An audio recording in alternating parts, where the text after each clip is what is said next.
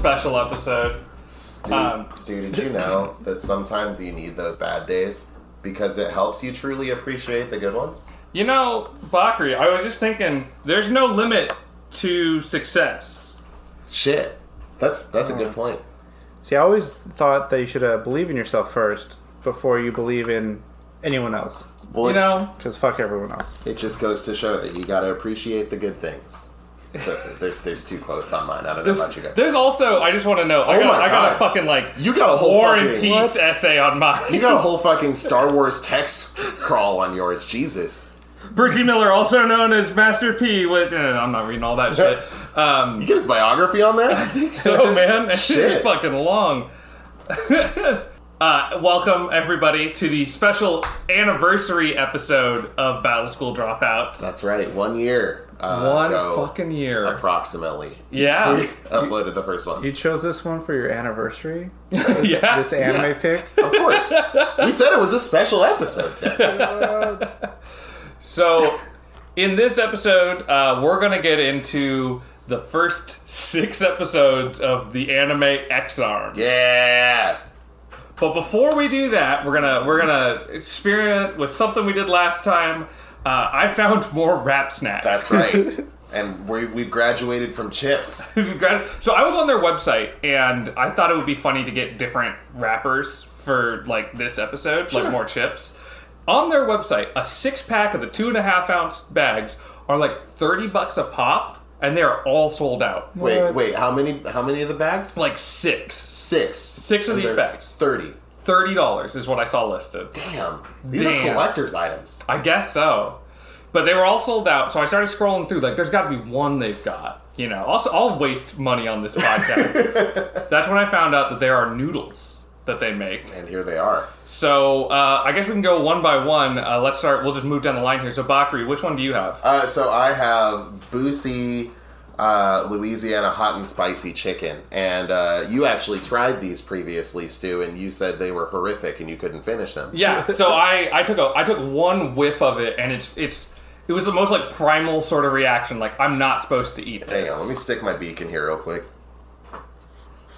Oh, you jumped back. Oh. That was mostly the steam going up my nose, Okay. but like that is Quite the smell. Let me get that a whiff. Let me yeah, see what you're get saying in of last there. time. See if you changed your mind since last time. Oh, it smells better. It's definitely it doesn't smell bad. It's not terrible. Like, it smells like the inside of a restaurant kind of where there's like a bunch of like too much shit going on. You know what I mean? Yeah, it definitely. The one I had smelled so bad that it was like I eat like AM PM for like a living. Like, I eat so much of it. Yeah. And it smelled so bad. I was like, I can't eat this. That must have been actually expired. Like, properly bad. Maybe. Something. I mean, but this came in the same box, didn't it? Same box, yeah. Yeah, so I don't know. Yeah, I picked up a 12-pack of these bad boys on eBay, so. There you go. I remember looking at an expiration date, and it was in date. I don't remember where it is. And I can't pick up this cup right now because it's so goddamn hot. It's like the cup is just made of like paper. Yeah. So it's just like the heat from the boiling water is just way too fucking much. It's just a very thin styrofoam. You gotta kind of, or not styrofoam. Yeah. Paper? Yeah, it's cardboard? like I thick don't know. paper, but not enough to stop fucking heat. Yeah, so. it's got about the thickness of like a Magic the Gathering card, probably. Well, okay, so there's that. Let's see. Tim, which one do you have? Oh, I got the beef prime rib by E14. Okay, His hot new single. how's this one smell? I don't really smell much. Yeah, I don't know. I just smell steam. You don't smell anything? No. Okay, Really? maybe I thought this was gonna be wild because again, that one I had was so fucking terrible. Yeah, maybe you just got like the fluke of the bunch or something. I must have, man. Yeah. That was fucking wild. Well, how about you tell us what you got over there? So I got Master P's creamy chicken gumbo. I don't know who Master P is. I don't even know who Boosie is really. Like, I've heard the names and I know who E40 is approximately. You can't avoid E40. And you can tell where he's from because the Golden Gate Bridge is behind him on the picture. Okay, I got one of those cities. New York? Probably. I'm going to guess Louisiana. Guess in the comments. I don't know what Louisiana looks like, so these buildings mean nothing to me, but it is Louisiana. You got that Louisiana hot and spicy chicken from Chicago. All right, let's take a bite. Let's see if this subverting your expectations there. Here we go. Oh, I didn't. Not a good color, I gotta say. It's still very see-through. Oh, it's weird. Mine smells weird. It's not bad. It's just weird. That's kind of how I would describe this one. I did a pretty good job of cutting out all the mouth sounds last time. You did actually. I was very impressed. Felt pretty good about that. Good luck to you on this one. Now we got an extra person and we're slurping noodles. Well, actually, no. It's probably going to be me editing it. So good luck to me. Mine tastes wrong. I don't like mine. Mine's super bland. I'm not. Maybe I gotta mix it, but that is. Oh. Mine just had like the worst aftertaste. Oh, really? Oh. Yeah, mine's just like hot water. Yeah, kind of the same actually. It kind of makes sense. Those chips were so fucking bland. It's like hot water with a little bit of cayenne pepper in it. Yeah. I'm not getting much of anything there. It's not great. another Rap Snacks episode gone awry. Yeah, what even is this supposed to taste like? What's even in the ingredients here? Well, okay, nothing I recognize besides powdered cooked chicken. Well, okay. That's another Rap Snacks. We will await our check. Mm-hmm. Yeah, listen, after that ringing endorsement. Oh. Exactly. Oh god, that was not very good. I'd rather eat the fucking chips. That was I mean, like regular cup of noodles, like by themselves, they're not like that flavorful, you know. Mm-hmm. This is like even more bland than that. Yeah. Actually, yeah. like cup of noodles, you add some sriracha or whatever, you're good to go. This is like I wouldn't even. I wish they had the flavor packet so I could remove it and then just like make my own broth. Right? Yeah. Like I don't feel like sriracha would fix it, and sriracha fixes a lot of things. Yeah. So. Well, Tim, welcome to our anniversary episode. Yeah. I am so glad. This is only 2 weeks before Tim leaves us on his pilgrimage to the motherland of glorious Nippon. And he was kind enough to join us for our anniversary episode. Yeah, I'm glad you guys didn't tell me what anime it was until Me too. right beforehand. I wish I had gotten to experience the surprise of it too. I wish I could go back and watch those 6 episodes like again for the first time. You know what I mean? Yeah, to each their own. Yeah. All right. Well, cheers, boys. To Cheers. 1 year of Battle School Dropouts. 1 year. How does it feel to go from the fucking high of Chainsaw Man to like what we just went through today? I think I'd rather spend like an hour talking about that trailer that Mappa put out. Yeah. So there was the Chainsaw Man trailer, and everybody's fucking jazzed about it. Yeah. Like Mappa is once again delivering, and this podcast once again turns into the Mappa Love Hour. Exactly. Right. Yeah. It's great. Yeah. It almost looks too good to be true. You know what I mean? Yeah. Like I'm like, there's no way the whole show is going to look like this, right? Yeah. I mean, if it even looks remotely that good most of the time, like that's an A+. That's going to be like a new, this decade's Cowboy Bebop. You know what I mean? Yeah, totally. And it looks like the team on Jujutsu Kaisen, if they have different teams, anyways. I think they do. And I'd be curious to see what the like early trailers for that were, because if they looked similar to the show, then we know hopefully that the Chainsaw Man's going to look like this trailer. Mm-hmm. Yeah, and God, I hope so, because Jujutsu Kaisen's great. I think we've said it a bunch of times. Like even Doro Hidoro looks great. Well, so very different style, but still very good looking. Yeah, I've been led to believe that there are some Studio Mappa anime series that aren't so great. Like, people kind of compare them to PowerPoints and stuff. I haven't seen them. I don't know what they are. But I think it's just one of those, like, kind of like A1 Studios where they just have so many projects going on that some of them don't get the same amount of attention or skill. I don't know. But everything I've seen by them tops. It's fantastic. So yeah. Maybe after we recover from this episode, we could do one on, because we have been so pro Mappa. We need to watch like whatever the lowest rated Mappa show is. Yeah. And rate it out of like 1 out of 10 X arms. Like how many X arms is it? 10 out of 10 X now arms. is it 1 to 10 or is it 0 to 9? Because you got the Oh, okay. Yeah. See, only those who watch it. Yeah. Yes, little NJ, you gotta watch. You gotta watch X-Arm. All 2 viewers are gonna understand. What a fucking No, nightmare. one viewer, you're one of them. So Oh shit! What a fucking nightmare to sit through where it's like, well, they're making X-Arm jokes. I better watch it before I listen to the anime discussion and just really powering through it. you should. I highly recommend it to just about anybody. If you got someone in your life that you want to get into anime and you don't know how, this is the one. Oh, God. There has to be one person who hadn't really watched anime, maybe read the synopsis of this, and then tried it, and this is their first anime. Absolutely. So at least willing to one believe person's it. first, Absolutely. and they never went back. Yeah. The anime was ruined for them forever. You could Yeah. show them Paprika, you could show them fucking the best anime ever. It's never gonna matter. Yep. Well, it's like my dad he watches anime pretty casually. Oh, So this does he? seems like something that he could, like, stumble across and just kind of be like, huh, I guess anime's bad now.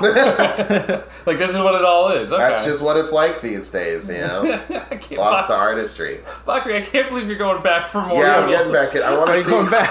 I'm getting back in there because not gonna one, I change. get peckish when I drink, and two, I don't know. Maybe after it's been sitting for a couple minutes, maybe it'll, have absorbed some flavor. Who knows? Don't judge me.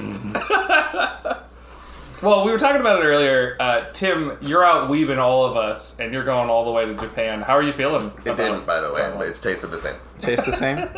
I feel pretty good because I've been there a few times as a tourist, but it'll be pretty exciting to stay there. I guess like it's different, like visiting somewhere for a couple weeks and then staying there for like half a year at a time. Yeah, as opposed to just being there a couple of weeks. Yeah. But I'm pretty excited. I'm kind of checked out. It's like whatever happens in America, like whatever. I'm just waiting to be let in. Yeah, it's like when you've had your 2-week notice at a job. Yeah. or something. Oh, yeah. It's like nothing matters. It's like, oh yeah, like Biden's doing this, whatever. Yeah. That's the best. That's one of the best feelings in the world is like having put in your 2 weeks at a job and knowing you can just do what the fuck ever because you're gonna be gone in 2 weeks. You got a new job lined up, ideally. Yeah. So Yeah. That's kind of what I did, except Yeah. for I had this with a country. school thing lined up. Yeah. America, you got your 2 weeks notice. Yeah. And it was kind of nice too, knowing because I got accepted into the school like last December or earlier. So this whole 5 months of the year, I kind of knew I was leaving the job. No, yeah. You almost had a 5 months notice or something. Yeah. Yeah. And what? Are you staying in Tokyo? I assume. Yeah, I think it's west. It's right by Shibuya and Oh, okay. Shinjuku. Or at least that's where the school is. Oh, I know where that is. Yeah. I don't know where that is. Oh. I know it's in Tokyo. That's about as. Yeah. Yeah, that's all you kind of need to know. Yeah. The great state of Tokyo. Yeah. Somewhere in that general. I think you go there in Drakengard at some point. Yeah. I've been watching the fucking. I finally got into the weeb side of YouTube, and I've been watching Finally. Yeah, Wow. I don't actually believe it or not, despite having this anime podcast and talking about anime a lot, I don't actually know that much or really care that much about Japan as a country. Oh, sure. So I got I started getting Abroad in Japan and Trash Taste podcast recommended on YouTube, and I've just been going through all that learning about love hotels, learning about convenience food chicken. Yeah. Yeah. They're top beer they did maybe. Yeah. Then the chicken part was great. Yeah, and there's just I don't know. It seems like I obviously I should have known this, but it is such a different country. There's so many little things, the way people treat each other, the way everybody's super polite and everything over there. Yeah. I guess. Yeah. Wild. One of my I feel like the vending machines are such a tourist, not necessarily for tourists, but if you talk to someone who knows jack shit about Japan, they're probably dude, they got vending machines for everything. You can buy girls' panties out of a vending machine, bro. That kind of thing. But my friend who visited a couple of years ago, he came back and he told me that they have a vending machine called One Cup, which is you put in a couple hundred yen or whatever, and it just pops out a cup and it pours some sake into it, Yep. about an imperial cup, and you just got that and you get going. You can get drunk so cheap. like just anywhere. Yep. The one I found had like a little sippy cup full of sake, and they had a bunch of beer and everything else, but like I had to go for the weird like sippy cup looking thing. Of course. Also, there's like no age verification on those. Anybody can run up on that. You're not going to scan your ID or something. Yeah, no, a little 12-year-old, whatever, can go pick up a Sapporo or something. You play Hey Mister with like kids. Hey, can you go buy that? Over there? They won't let me near the vending machine. Yeah. And I think the cigarette one was kind of the same, but I've heard that they're recently changing that to actually, I don't know, like scan your ID or something to verify age. Yeah, because I would assume, I mean, I guess retrofitting old vending machines would be hard, but like scanning an ID, I see that more and more at like bars and stuff now too. Like, the guys don't even, like, look at him anymore. Like, half the time I have to, like, give it to him. He's like, all right, let me punch this through my robot over here. Yeah, I gotta, like, shoot it with the little scanner gun. Mm-hmm. It sucks because my driver's license expired about a month ago. And, like, I got a new one. It's coming in the mail. I paid the DMV and everything. But, like, it's a crapshoot as to whether I get to buy beer. You know, because if they gotta scan it, they're like, "Bro, this is expired. I can't do anything for you." Like, I'm 30 years old. I don't look like I'm under 21 anymore. Nobody, like, very few people card me. But when I do get carded, it is a toss up as to whether I can actually get the thing. Wish the DMV would hurry up with that. But hey, we got beers. We got beers. Yeah, we got through that. I mean, we shop at that fucking convenience store. We're in and out of there like every day. That guy would know our names if we ever actually talked to him. Besides, like, hey, how you doing? Yeah, exactly. Oh yeah, they're here for more fucking beer. All right. Beer, beef jerky, and the Sour Patch watermelons. Like every time. I didn't mix it up this time. I got Muddy Buddies instead. So. God, I fucked up not getting Muddy Buddies today. We were watching X-Arms and you guys were just like eating Muddy Buddies on either side of me. I was like, fuck. I still got some Muddy Buddies. You want some Muddy Buddies? I'll take some Muddy Buddies. Buddies. Get in there. I gotta get that ramen out of my mouth. But yeah, that's exciting. Happy for you. We're gonna miss you.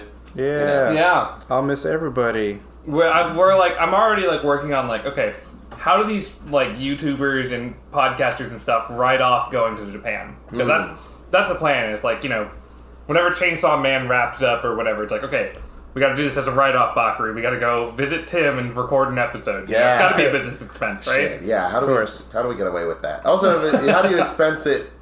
Can we expense, like, you know, our American taxes like that? It's like, oh, we need to plane tickets for our job. Battle for Dropouts. Yeah. I mean, we are, you know, we're a Japanese-focused podcast, you know, just happens to only be anime, but other than that... We get a culture visa, you know. Joey the Anime Man can go, and why can't we? Besides the fact that I don't think he needs one. I think he is a dual citizen, so... yeah. I think everybody from that Trash Taste podcast has at least citizenship or something, right? Oh, son of a bitch. Maybe not? No, I think Connor and Gaunt are just working. Joey would have the dual citizenship. Tim, how do we become Japanese citizens like you? Yeah. I think the only way to be a proper citizen and not be like born there in some way, you have to like relinquish your current citizenship. Done. I don't. Okay. I'll do that right now. I know it's not a hard ask for us. Well, I think that's the only way.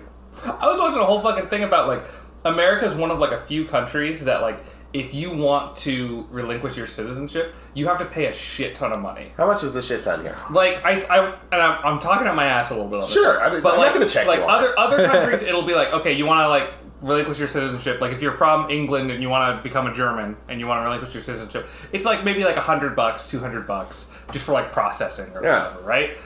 In America, it's like somewhere between $3,000 and $5,000. Wow. Of course. Okay. Of course. Yeah. That is a considerable amount of money to know. They like raised it sometime after like the war in Iraq after like 9/11 happened. Well, so, you know, you like, do some reprehensible stuff, and then you gotta, you know, if people are going to be leaving, you want to capitalize on that. Yeah, because the other thing was that there were like expatriates who were like, I've been living in Germany for so long. I'm against this war. I'm against what America's doing. I don't want to be a citizen anymore. And I'm also tired of, because America's also one of only like 2 countries that will force American citizens abroad to pay taxes in the like to America. Damn. Like if you were English and you moved to Japan, you would just pay your taxes to Japan. Yeah. In America, as an American, you pay it to both countries. That sucks. That's what I'm worried about. That's the one thing. It's like, this is gonna suck. I hope I make enough money doing whatever I'm gonna do. Because fuck, that's.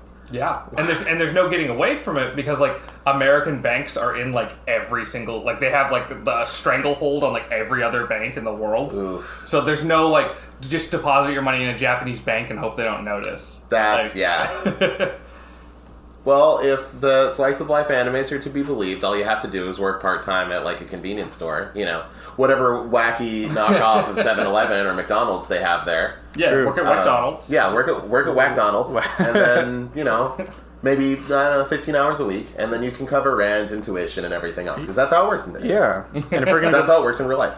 going by anime logic, you have that, or I'm guessing getting hit by a truck. Yeah. And then you'll show up in whatever magical wonderland. Well, you're trying to get... You don't go to Japan to get hit by a truck to go to the fantasy wonderland. Wait, do you? But only those trucks Yeah. do that. American trucks do not send you to another world. That's why. Well, they send you to another world of medical debt. So. And that's why I drive a Toyota. I'm done buying American cars. If I hit somebody, I want to know that they're all fighting goblins and demons and stuff in another dimension. You're just like, it's okay. They're in a virtual world now. Officer, don't worry about it. He's meeting his love interest right now. Or God, one of the two. Yeah. I don't know. Doctors call it a coma, but really, they're fine. He's meeting God, who happens to look like a high schooler with huge tits. It's fine. And as soon as they hear the huge tits part, they're like, okay. Oh, that tracks. Yeah, I saw that show. Yeah, I've seen so many of those. So how are you doing, Stan? I'm doing great. I feel really good about this being the 1 year anniversary. We're on such a good roll right now. I honestly, I feel really proud going through the last few, like looking at our like YouTube channel and seeing all of the different like episodes that we put out and just thinking about how much fun they've been to put together. Totally. Yeah. And it feels nice that like our friends and like other people have like checked out this show and listened. Like we have an unreasonable amount of views over the last year. Like, yeah. We were checking the other day and it's like we were at like 750 across the entire channel. We're getting close-ish to 1,000. Yeah. Yeah. And I think collectively we've wasted like just so many hours. Yeah. Like if you go across how much time people have listened to our podcast, I can't remember it off the top of my head, but it's like 30 hours. Yeah. Oh, God. If you have listened to every episode, we have wasted like a day and a half of your time almost. Yeah. But it's fun. Excuse me. But it's fun, like, seeing how things have blown up. Like, the Chainsaw Man episode is our most popular episode. We're trying to reproduce it by having Tim back on it. Mm-hmm. But... Lucky charm.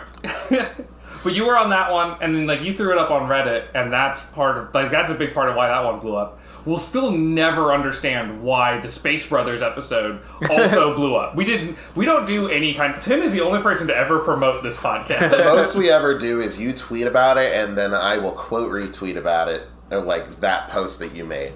And that's it. Like one tweet each, and then the actual thing, and then we're done. Yeah. Moving on. Yeah, the Space Brothers episode was all fucking related videos.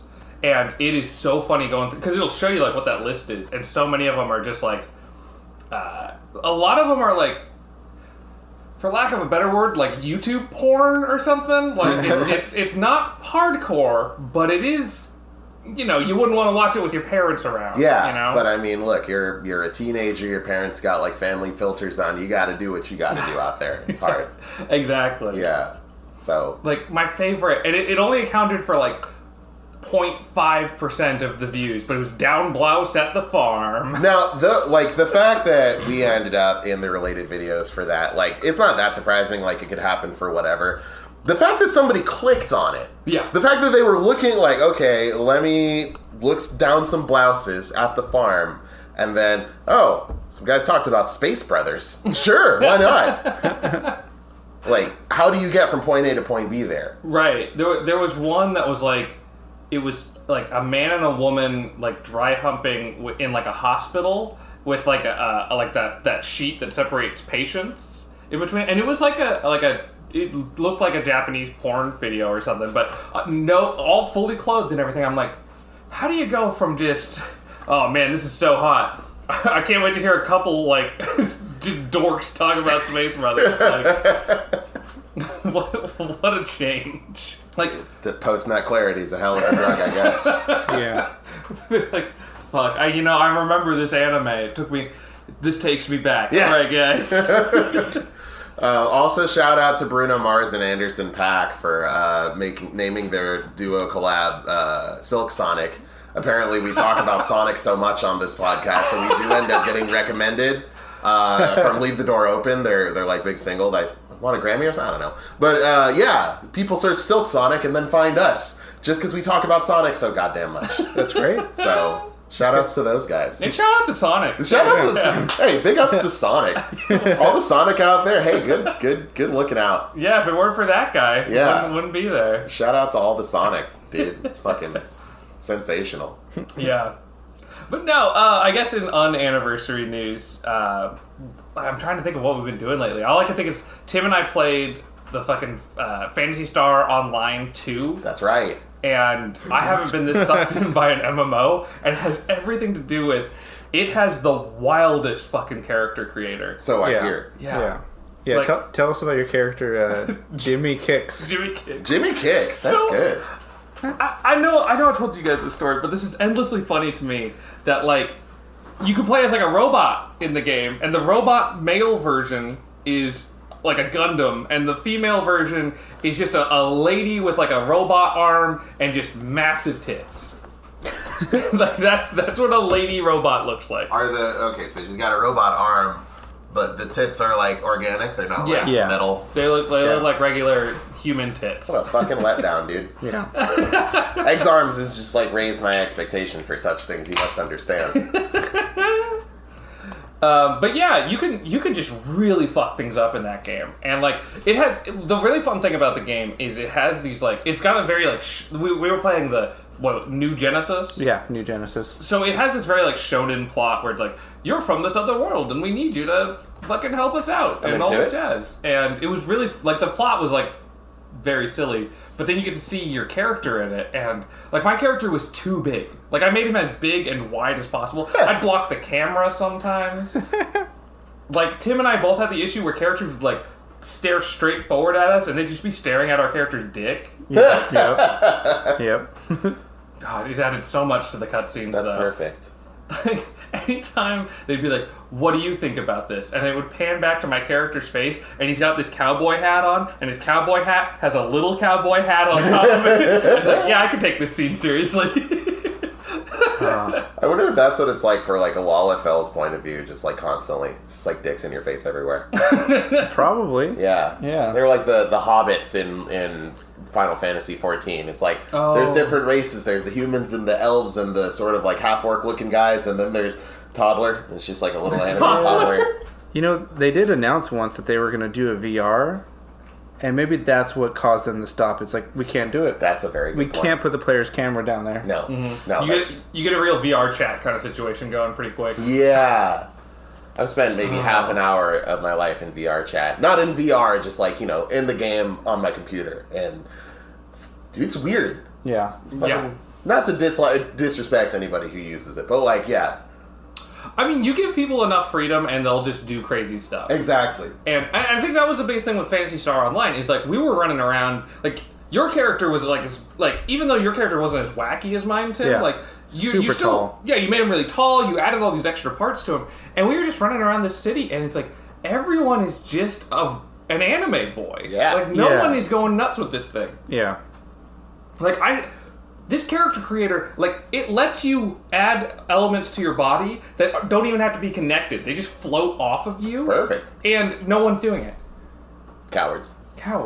Yeah, and maybe the original game wasn't as robust. And Maybe. the characters could have been transferred over. But I know, like, they're still finding new ways to play with the character creation. Like, they found out if you take, like, a big ring and make it small enough and put it on your lip, you get a lip ring. Oh. So, like, it's taken time for some of the actual, like, not good, but, like, some other stuff show up. Okay. So, maybe that's what it is. I don't remember the original game's character creation. I don't either. I haven't played it yet.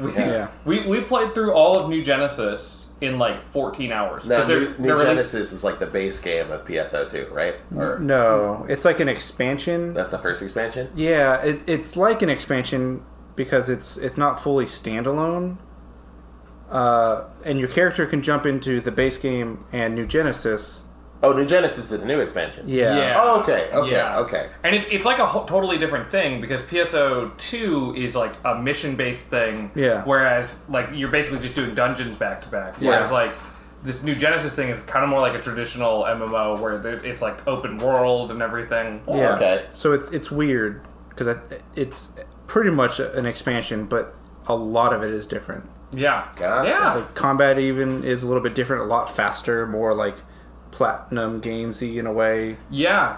Like I remember my character like would have abilities that involved me like dodging or parrying, and I was like, that's never gonna fucking happen. Like I'm already bad at it without like latency issues. But like you start playing the game and you're like, oh, I'm figuring out how this. It gives you like so like the iframe gap on there is like huge. Oh, okay. So it's like you really are encouraged to dodge because it feels great because it's like, yeah, I got 2 seconds of fucking invincibility frames going. okay. Like this is sick. Yeah, it's more of like a decision-making thing than like a fast twitch reaction sort of deal. Yeah, exactly. Yeah, I can dig that. I can dig that. And I feel like we still got our ass kicked, especially in like the solo dungeons were like super intense. There's like so much shit would be thrown at you. Right, because that's usually my issue with MMOs is it's like up until you get to like the really hard dungeons and things, it's kind of just like baby's first video game. Like it's not super complex. You're just kind of learning whatever their basic mechanics are. Sure. And nothing can kill you. Yeah. And in this one, man, if you like went AFK, you would just get annihilated like instantly. Damn. Yeah. Like enemies will like healing items are everywhere, but enemies will kill you in like 3 or 4 shots. Oh shit. Okay. Like basic enemies. Yeah. And then it had probably the coolest like open world boss experience that I've ever had. And Oh my god! I would say there may be some vanilla WoW experiences that were better, but that's like a maybe. Like this was super sick when we ran into the giant like manta ray spaceship airplane thing. It was like a jet bomber and a shark had a baby. Yeah. And it was out for fucking blood against us. Cool. And like I just accidentally aggroed it while we were looking for an item. And like all of a sudden like 3 other randos were in the fight. Like it was incredible. It was like half an hour long. I was like, this is the coolest thing. That sounds like a lot. That sounds really sick, actually. Yeah. It was, I think, one of my favorite parts was, because I don't think I've seen anything animated quite this way, but when it started to fly away, and it pretty much flew out of the skybox. Yeah. To where we can barely see it. So I figured, oh, this guy just desynced, or he just left, or whatever. And then he zooms back in and like dive bombs. It's like, holy shit. Like, I don't think any MMO has really tried to utilize that where you can barely see the monster you're fighting. Because like, it was really just hiding in the skybox. And it was so cool. It was. I am not an MMO guy. Yeah. Like I play them every once in a while, but they just never grabbed me. And like this, like I might not jump into the base game too much, but like as more New Genesis stuff comes out, I'm like really excited to play more. Okay. Except for in the base game, you can fight the one enemy that you really want to fight. John told us about that you can fight forklifts, and I want to fight Oh, forklifts. yeah. So, Yeah. damn. One day. One day. One day. Shout out to all the John out there. Not all the like not every Johns. There's probably a bunch of piece of shit Johns, but like our John, the John who was on episodes 4 and I think 8. Shout out to that one. Yeah. All of that one. Yeah. No, we gotta get him back on. Yeah. And talk more about forklifts. Buy his photography zine. It's very good. And also, yeah, we need him back on for forklifts. Yeah. Yeah. What about you, Bakari? What have you been playing? So actually, I've had the last week off from work. Just had some PTO stacking up. My boss was like, hey, it's going to get busy soon. If you want to take some time off, now's the time to do it. So I was like, fuck it. We got Monday off because of Independence Day. Why not? Let's just, take the week prior off. So I've been catching up with a lot of people, but I've also been like trying to play some of the games on Steam that I haven't really gotten around to playing. So related to this, I have recently read about 350 episodes or chapters of Naruto, the manga. I only read the subtitles. I didn't watch the show. Yeah, I just download the subtitle files, open them up in Winamp, and just watch that. No fucking audio, video, nothing. It's basically not pirated at this point. Exactly. Yeah, you just download it. There's no torrenting involved, officer. It's fine.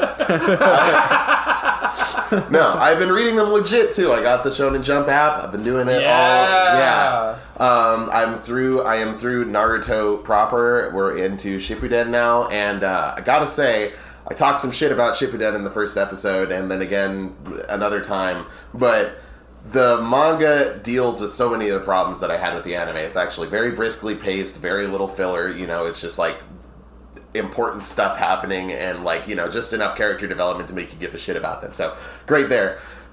Once I started going down that path, I figured I'd just commit, and I bought all of the Naruto Ultimate Ninja Storm games. Oh, no. And all the DLC. No. Yeah. They were on sale. It was on sale for like $25. Okay, I didn't go fucking nuts here. It was just the bundle was $25. Why not, right? I spent $3,000 on Naruto. Yeah. I am in debt for Naruto. This is how I become the Hokage. This is my ninja way. But yeah, so I've been playing Naruto Ultimate Ninja Storm. And It's fun, isn't it? it's Like, a lot of fun. I feel like I played only one. It was probably 4, and I enjoyed it way more than I thought I would. Totally. Because I hate Naruto. You hate Naruto? Yeah. What the fuck, dude? Naruto's great. He just wants to be the Hokage, dude. No, Ultimate Ninja Storm. Well, we got the hate Kage. The hate Kage. But yeah, it's a really fun like arena brawler kind of thing, I guess, like one-on-one 3D thing. It's neat. I don't really know how to describe the gameplay of it, like as far as the combat goes. The PC version, the Steam version, is a little fucked up. It's like a little glitchy. I yesterday or the day before, I think it was yesterday, I played it for a few hours. I got all the way from like, you know, the I guess the first complaint is they unlock a bunch of missions, like, you know, it's just you're in a hub world and then you can, like, select missions to go on. It unlocks a bunch of A and S rank missions, and I didn't know where else to go to start, so I was like, I guess I just do these and then see where this leads me. So I did a bunch of the game's hardest missions and then realized I hadn't actually started progressing through the game. Like, it still said my progression was at 1% after doing all of them. Like, wow, there's so many missions. Yeah, and then, like, I found some of the D rank, like, the beginner missions, and I was like, oh, well, I just did some of the hardest content in the game, and now I have to play the tutorial. Shit. So I did that. I got all the way through the tune-in exam arc, which is kind of like the Dark Tournament kind of thing. It's a tournament arc, you know, like all the characters get to show off their cool shit, etc. I got all the way through there, decent amount of time, and then I'm like done for the day. I go to exit, and like, you know, I go back to the main menu, and I hit exit, and it says, you want to save? And I say, yes, I do. And I save, and I exit, and I'm done. I turn it on this morning. Tim already knows where this is going. Turn it on this morning. I have about 5 minutes of progress. It's lost everything. Oh! Turns out, if you go to a save point, fine, that's just fine. If you use the thing where you exit back to the main menu and it says, do you want to save? It's lying to you. It is just fucking tricking you. No! It's just deliberately lying to your face, and it will lose all your all your data. So that's terrible. But I've recovered a lot of that today. So it's a lot of fun. I like that game quite a bit. It's the most faithful recreation of Naruto, like, you know, stuff that you'd want to do in a Naruto game. You're going to be a pro at that game by the end of this. Oh, yeah, probably. We'll talk to you next time. It's like, I've 100% of the game. I've mastered everything. I've ascended to godhood. It's addictive. Like, every time I'm like, okay, one more mission and I'm done. Then, like, it ends up being like 5 more. Like, I cannot put that game down. It is so much fun. There's so many characters to play. There's so many... Because you can play, like, you pick your main character and then you pick assist characters. Yeah. So there's all these different combinations and stuff that you can do. It's... For somebody who enjoys fucking around in fighting game training modes to figure out, like, weird shit you can do, it's just a non-stop amount of fun. It's just great. Are the missions just, like, back-to-back, like, fights? No, they have...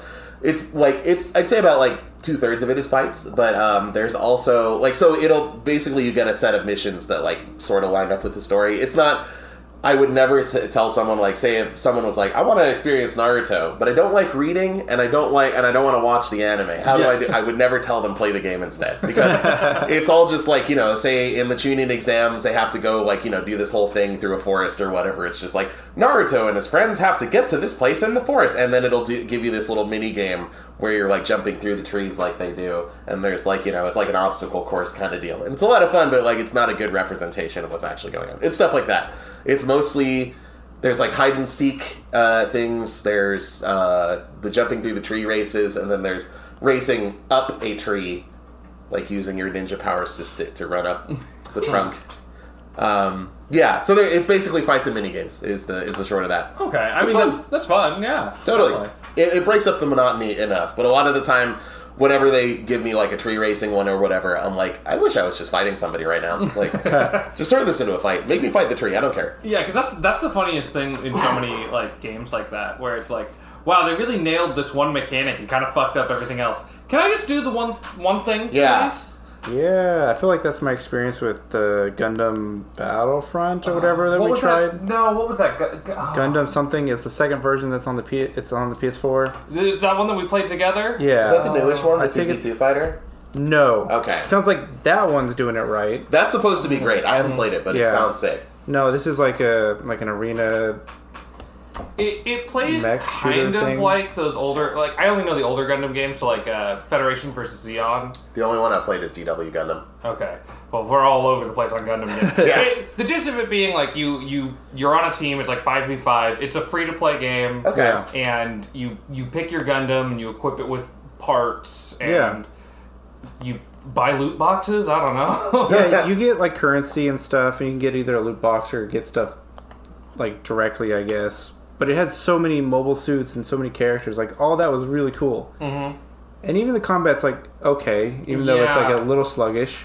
We started getting the hang of it towards the end. You can the biggest problem in that game, though, is that you can just get stun-locked into oblivion. Oh, Yeah. God. Like, if anything touches you, your Gundam, like, stumbles back really dramatically, then will fall over, and then we'll spend forever getting up. And all the while, if somebody wants to, they can just be... Fuck you! Yeah. And so, like, and then you're stun locked again. Like, there was one map, like a small map, and I just watched you get stun locked for about 5 minutes straight. Yeah. Oh, that's rough. They should have had, like, some type of poise, like a Dark Souls poise system or something. Yeah. To be against that. And I think the worst part is you can spawn camp, like your entire team can. So if you're just doing what you're supposed to do, push towards the enemy spawn, they then spawn and you just instant kill them, and there's no, like, recovery mechanic for them. Yeah. And that was like the bigger bummer for me. Like, I can kind of handle the stun lock stuff, but yeah, it's not fun after that. So then I definitely stopped after the like 2 days that I tried to play it super hard. That's rough. And we were like playing it, and we were like, "Oh yeah, this will be a fun way to spend the night." And every game would last if every game would last maybe like 5 minutes, 10 minutes if it was a really intense one. You'd have to wait at least 10 minutes to log into a game. Wow. Yeah. Just to find players. And there's players, so I don't know what the fucking issue is. Just, Yeah. like so, and it's like 5v5, right? So you'll sit there and like, finally it loads up with 10 people. You're like, yes, okay, time to play. One person backs out, it kicks everyone back out into the menu to wait for another person. Right. Oh. Yeah. That's rough. Yeah. Yep. And then other people will drop because they're like, oh, fuck this. I mean, hey, matchmaking, even AAA games manage to fuck up matchmaking constantly, so I can only imagine, some free-to-play thing. Yep. And I just really want a good, like, modern Gundam game. I, like, binge-watched a bunch of the UC timeline in, like, 3 days, and I just really wanted a Gundam game. That, I can never remember the actual name of it. It's like Gundam MBON, whatever that's the multiplayer battle online or whatever. Yeah, they have a super long, intense name for it. Like, Yeah. it came out in, like, 2019 or something. Like, there's a newer That's one. supposed to be great. And it was in, like, open beta for a while, and people were, like, loving it. A lot of fighting game players gravitated to it. So I think it's supposed to be more of, like, a fighting game or, like, virtual online or virtual on or whatever. Yeah, it's like a 2v2 arena fighter, I think. Yeah. There's, like, a lot of strategy and, like, movement tech and stuff like that. Yeah, and I think it's got mobile suits from, like, G Gundam and Gundam Wing and stuff. Or at least I saw one that does. In the alternate universe stuff, yeah. Yeah, which gave me all the mobile suits. Yeah, I know. Well, I really liked, back in the day, there was on PS2, Federation versus Xeon. Mm-hmm. And that had a really kind of cool, I think it might have also been 2v2. It might have been like the forefather of this one. But like, one thing that was really fun was when you were playing, basically the worst, so you had like tickets almost like in like Battlefield or something, and you'd have like 500 on each side, and the weaker your mobile suit was, the less tickets it took away when you died. So you had a choice, like I could play in a really powerful Gundam, or I could play in a shitty Gundam, but if I die in the good Gundam, I waste more of my team's points. Interesting. Yeah. That's a really interesting system. there was a strategy we picked up on really quickly because we were all trash at the game. It was if you're playing a space mission, play as Ball because he costs nothing if you die, and he's so fucking hard to hit because he's little. Yeah. That's smart. And then we played the one that we were just talking about earlier, and I was like, there's Ball, I'm gonna get in Ball, and I'm totally gonna fuck these guys up. I flew like 5 feet, and a laser beam shot me from across the map, and I just died instantly. Oh my I was god. like, I will not play as Ball. Yeah, I need to get more into Gundam games. The only Gundam game I've played really is, besides Dynasty Warriors Gundam, is that one that was on CartoonNetwork.com. It was like a Gundam Wing game. Oh shit! It was like the chess, rock, paper, scissors. Yeah. It was like sword. It was like sword beats gun, and then gun beats shield, and shield beats sword or something. But then it's like on a chessboard. You guys remember that? Shit, Yeah. Yeah. I used to play that constantly. Oh, me too. Yeah. That and the Powerpuff Girls fighting game. Isn't it so fucking weird how somebody you can just you said, oh yeah, Gundam Wing Flash game, and it's like a flood of neurons just fired up in my brain. It's like when in the end of Ratatouille, where the guy takes the bite of the ratatouille and then he's a kid again. You guys seen that movie? I think this is the second time that you have referenced that on this podcast, It's and my I want to favorite Pixar say movie. I've not seen Ratatouille. I've not seen You it haven't? either. What? The? I kind of dropped off Pixar after Cars. That's fair. Cars sucks ass, yeah. but Ratatouille was great. Watch Ratatouille. The rat is kind of a piece of shit. Like, Remy's a little bastard, but... Honestly, I thought the rat was named Ratatouille. No, his name is actually Remy. Fun fact, though, in Kingdom Hearts 3, he's in there. He makes... What's that look, Tim? None. What's that look, Tim? Nothing. You got a problem with Kingdom Hearts, Tim? No, it's got a very clear, concise, and short story that Yes, makes it a lot of does. sense. It's a very easy to follow story. I'm Yeah. glad you agree. Anyway, Remy is in Kingdom Hearts 3, but because nobody is able to speak rat, they only refer to him as Little Chef. Little Chef? Yeah. I like Little Chef. Yeah. Little Chef is cute. Yeah, very hard minigames. I remember so much of Kingdom Hearts being like, I remember the fucking, I can't remember, I think it was 2, had where like the Little Mermaid world was all like musical. It was a rhythm game? Yeah, that was 2. Yeah. Yeah, I remember skipping 2 like as hard, or not 2, skipping that Little Mermaid world like as hard as possible. You're not gonna get the secret ending like that, dude. Yeah, exactly. What the fuck? You're not gonna... You get to learn about the key point more. I remember watching a friend do it, and there's a part where the crab or lobster man is like... Sebastian. He's like, and now for the drum solo! And it's like, do do do do do. Like, just like 4 beats, like nothing. It was like an even easier Parappa the Rapper, pretty much. Love that game to death. Oh, man. Well, fuck. I guess we got to talk about anime now. Otherwise, we're having too much fun. And we'll never I get could to talk about about other stuff, Yeah. but I mean, I'm also very excited to talk about X-Arm, so take your pick. Does anybody have anything else they need to bring up before we? I saw a really good movie, Yeah. and it's not Fast 9. Well, I mean, Fast 9 did rule, don't get me wrong. Yeah. I honestly thought you were just about to be. I saw a really good movie, Fast 9. No, Fast 9 was excellent. That's not what I was referring to. It was. However. Yeah, it's fucking wonderful. But I just saw The Mitchells versus the Machines. Have you guys... Mitchells versus the Machines. Mitchells versus the Machines. This is on Netflix. It was... it's not a Netflix movie, but it's on Netflix. It's by the same... I think it's by the same studio that did Into the Spider-Verse. Yeah. It's shit. an American animated movie. Rare for me to watch. Besides Ratatouille, of course. Best Pixar movie by a mile. But anyway, what's it? It's about this family called the Mitchells, and they, through a wacky set of circumstances, they end up, they're on a road trip, and they end up the only survivors of a robot apocalypse. Well, I want them to keep the politics keep out the of my politics video out of games, it. because this is what'll happen. Apocalypse, yeah. Well, not survivors. Everybody else has been apprehended by the robots. They're abducted. They're the only ones free, and they have to basically save the world. It's the main character is, she wants to be an animation student. She's like she's about to leave to animation college, and she has this. Basically, every time the story is being told from her perspective, it adds a bunch of animation stuff on top of what's actually happening. That's cool. Makes it into this like hyper real kind of thing. There's a lot of just really cool detail like that. The characters are all super lovable. The story is like kind of touching. You know, like there's a lot to really like about it. It is very much a like kid movie, but like it was actually a very interesting sci-fi story, and also just it's a very good warm fuzzy movie. So wanted to give a shout out to that one. I'm into it. Yeah, I'll have to try that. best American anime as far as I'm concerned. But yeah.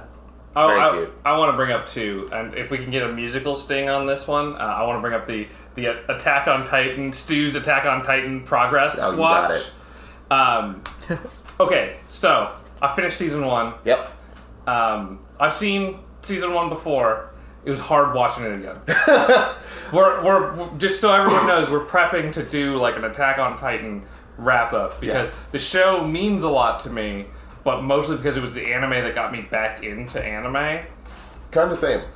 And I remember watching it at the time and being like, damn, what a cool show. This is like nothing I've ever seen. And watching it now, I'm like, I know where it's going. I know where season 2 is going to take me.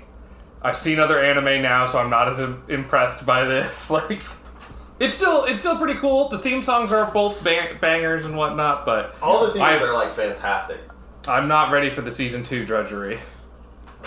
Yeah, I can agree with that. I think I mentioned it on the last episode or something. I did, in fact, like dive bomb the entire series and like finish it in 2 weeks. Yeah, all I can say is like I get you. You have no idea where it's going. No. Oh my god. No. Oh my god, Stu. Like, does it get worse, or does it pull like a trigger? You It just have goes no in weird fucking places. idea where this shit's going, Okay. dude. It's like fucking. My brain is 4 times the size it was when I started. It's fucking. I don't know anything anymore, but also I know everything. The true master is the eternal student. That's me right now, because I've seen all the way through season 4, part 1 of Attack on. I thought it was finished. Nope. Okay, I thought I was gonna be done. That's the only reason I started that goddamn piece of shit anime. And now I gotta wait till fucking December. Part 2. I wish I read before I did this. Funny note about that Attack on Titan season 4 part 2. Like, I'm pretty sure that when they were announcing that, someone or Mappa also like slipped the trailer for Chainsaw Man, and that like just stole the show, or had all the views. It's like no one gave a shit about Attack on Titan Yeah. season 2. It's season 4 part 2. I honestly forgot. I can't believe we're doing another. It's another like accidental Mappa situation that we've walked into. Oh Yeah. no. This is like the one that like people mistakenly say that Mappa did the whole thing, but like, you know, that's kind of like one of Mappa's like claims to fame, I think. Is Attack on Titan 3 and 4. 3, yeah. Well, yeah. I think, don't people like fucking hate the animation on 3 and 4? That's what I think. wouldn't see why. I think people hated 4. I didn't know if they did 3 though. I thought they did 3. I know they for sure did 4, and 'Cause people hated the animation because it was different. I thought Mappa was like I thought it was like a Gynax trigger situation. Like people from Studio Mappa split, or from the studio that was making Attack on Titan before split off. That's what I've been told. I don't know if that's true. I'm not hanging my hat on that one. From what I heard, that they picked up 4, and it's because like no other studio wanted to pick it up, and then whoever was doing it before.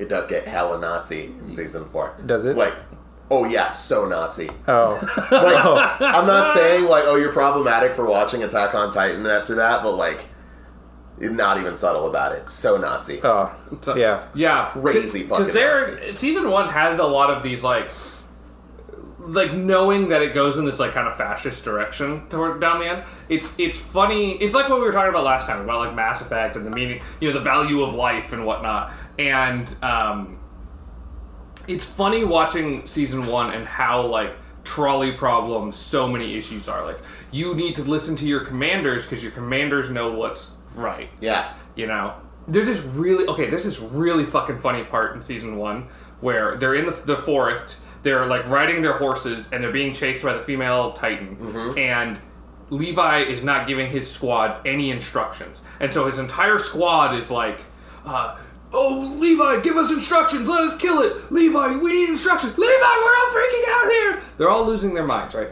Then Aaron's like thinking about what to do, and he has these flashbacks of like working with his squad, and then all of a sudden his squad is like, remember, you need to listen to Levi, always obey your commander, he knows what he's doing. It's like, motherfucker, you were just panicking. All of you were just panicking. They were just panicking that they were asking Levi for orders. I guess so. It's so weird. I don't know. It's just like, but it is very much like you should listen to your superiors, whether they tell you information or not.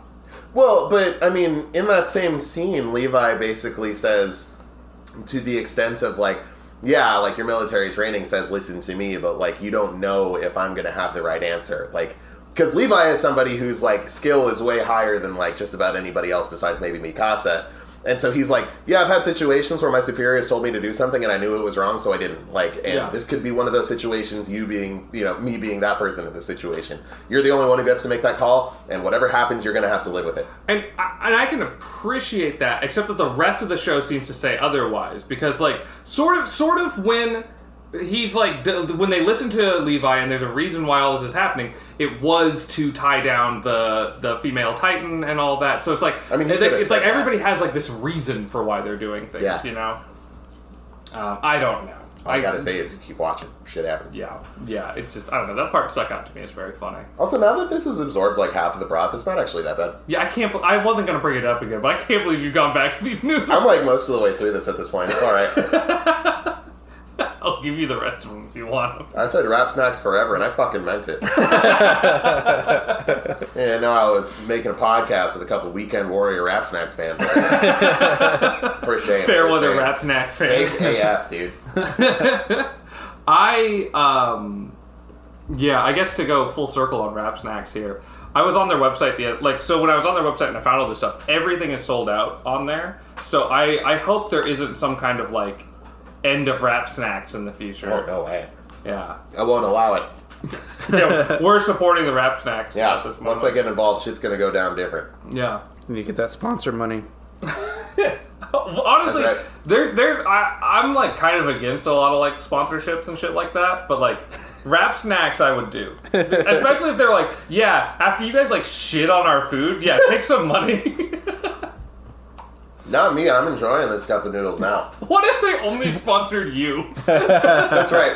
They're giving me money under the proviso that I don't share it with you at all. That's exactly what's going to happen. Maybe I'm just that drunk, but like, it's all right. All right. Yeah. I'm gonna take another bite. Yeah. Maybe it's just the alcohol that you've been drinking. Quite possible.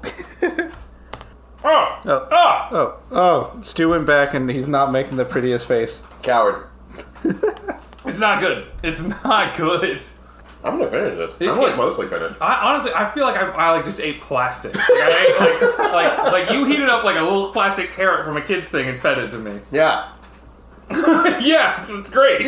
What are you complaining about eating plastic? You just said you fucking eat the majority of your meals at AM PM. I know, this is somehow worse. I thought you were about the life, dude. I thought you were with the shits. I'm gonna get the shits, dude. Yeah, good point. Tomorrow is going to be very unpleasant working again. Yeah. This is my last day off. What a fucking send-off. Man, I don't know if I should eat anymore. You should give it a try. I feel like I have the devil and the angel on my shoulder. The devil might be over there eating more. I took maybe it's different with the prime rib one, but like I took a bite and at first I was like, oh, Bakari's right, like this actually is a little bit better. Yeah. And then just all of a sudden the worst fucking aftertaste. It was like a honest to God like punch in the mouth. The thing is, I don't know if it's like That just sounded hella drunk. I don't know if like the noodles are different somehow, but like let it sit there until it absorbs most of the liquid, and they didn't get all like mushy and springy like a lot of cup noodles do. That's fair. Yeah. And I will say, up until that aftertaste, I was like, this is better. Yeah. So these ones don't really have that aftertaste. It's spicy, but like, and it's actually like a little spicy. Like it's not bad. Mine still just tastes like water. No I flavor. can't believe I'm about to say this. I'm gonna say something. Try it. Yeah, Lucy I feel like I got astray there. I got no flavor at E40. That's bad. No? That's bad. That's so bad. Oh, I hate yours more, Tim.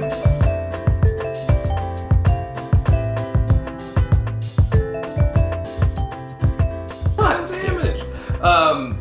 No, so we just are getting back from 6 episodes of the anime hit X-Arms. That's right. That is right. God bless him. Tim, you want to give us a bit of a summary on X-Arms? I've never seen a man so defeated. What's X-Arms about, Tim? Yeah, what was it about? Let's get to the core of this. What's this about? What's going on here? A group of people that have a hard time animating a show.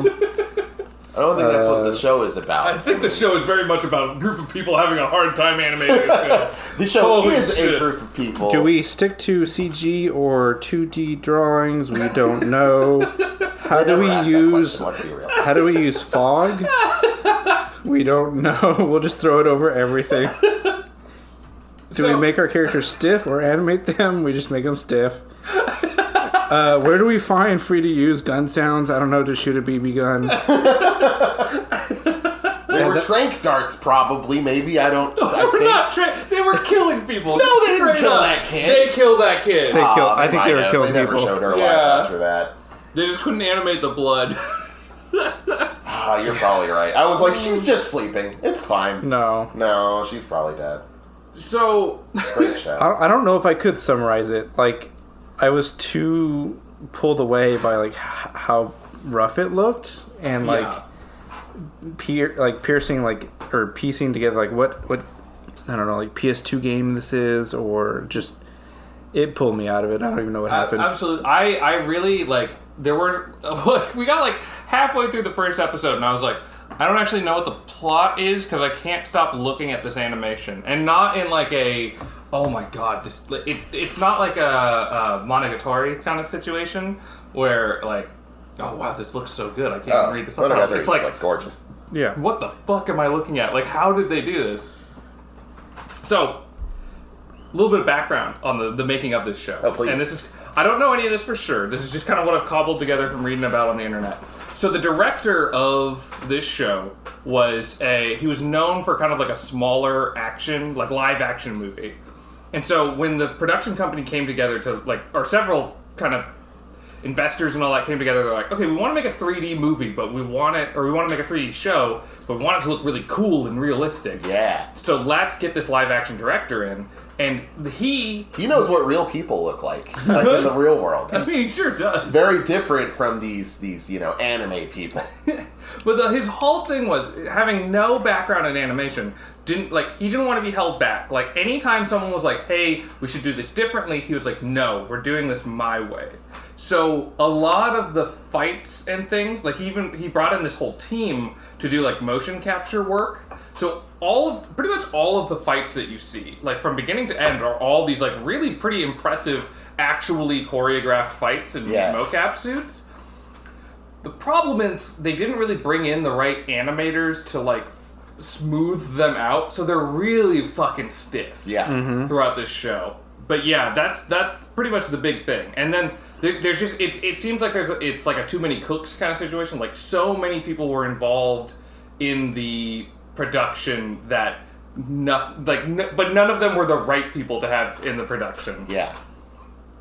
So yeah, it's an A+. So I love it. It was. I mean, hey, preach into the choir, brother. I had a great time watching that one. God, man, I haven't laughed this hard at a fuck, and not in an intentional way. Like this show, it takes itself seriously, and like the character facial animations, like they're able to move their mouths, and sometimes they can move their eyebrows up. Like so, yeah, sometimes. Sometimes, and that's about it for the facial animation. It's like an animatronic that's really difficult to use. Or not an animatronic, it's like a mascot suit, like you were saying. Yeah. It's a mascot suit that's like really difficult to use, but if you like, the little switch that's supposed to move your eyes is like busted, but every once in a while you can squeeze it. It'll kind of wiggle a little bit, you know? Yeah, or like bootleg kind of Muppets. Yeah. Or something. Yeah.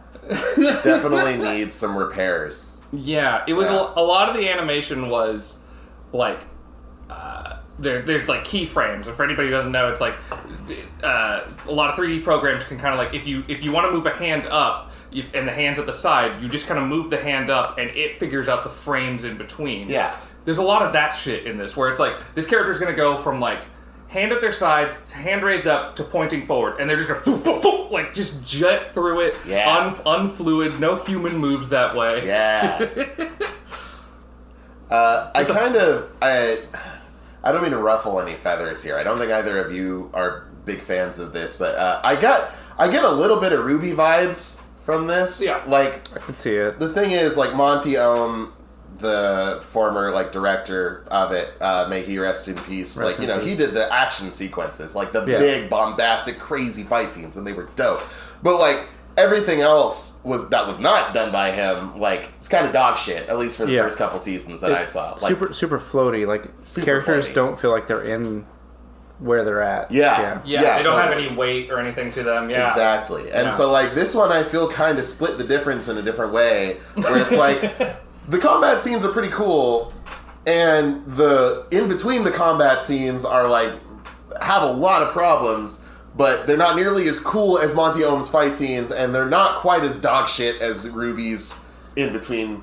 And that might ruffle some feathers, but yeah, I do like the in-betweens of this better than I like the in-between stages of Ruby. The thing, though, is with something like Ruby, you can almost forgive it, because not to say that it was low budget, but it's Rooster Teeth. It's internet high budget. That is not animation studio high budget. And this was not a low budget production. No. This had every intention of being just as big as any other production. I mean, it's a Crunchyroll invested money into this, right? They wanted this to be a good show. Yeah.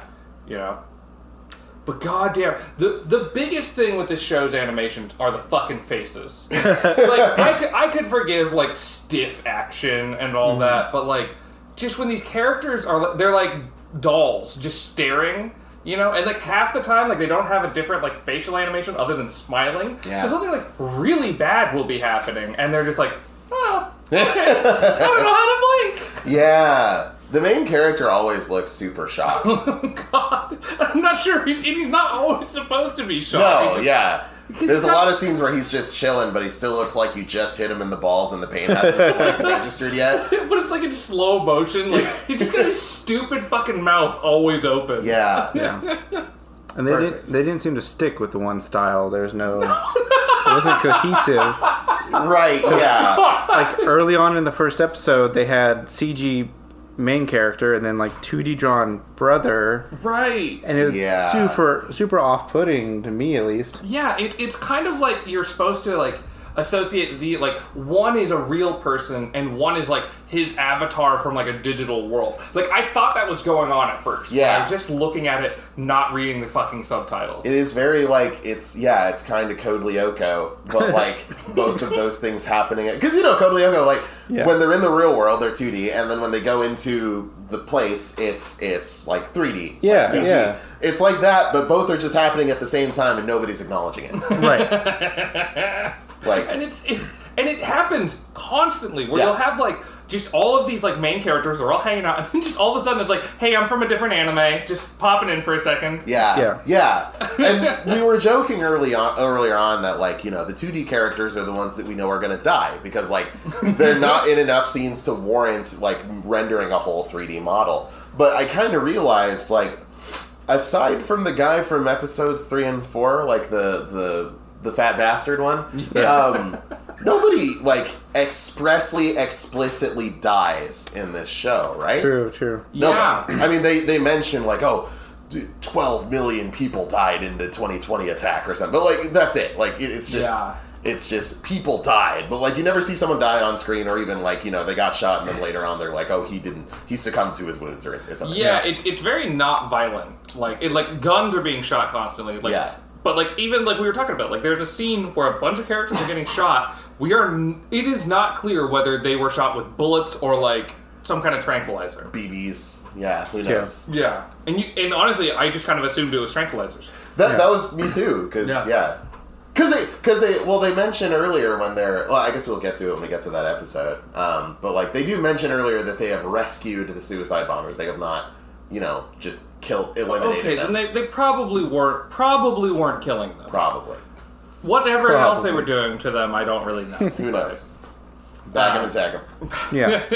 And then, so outside of those two like animation issues, you had the extra layer of like their special effects. Oh Oh god. Which So I good. think Stu might be able to say more about it, but the fog was the one that really got me. Fucking fog. And it was just everywhere, and it wasn't needed. And by fog, I mean, like, it seemed like they had, like, a looping video of fog as, like, a weird top layer Right. that would never fit the scene and was just always over everything. Yeah, it looked like free fog effect dot, MP4 or whatever. I think I saw the same thing when I downloaded a keygen for Pro Tools back in high school. Yeah. Like when I illegally downloaded it, I think it was the same exact effect.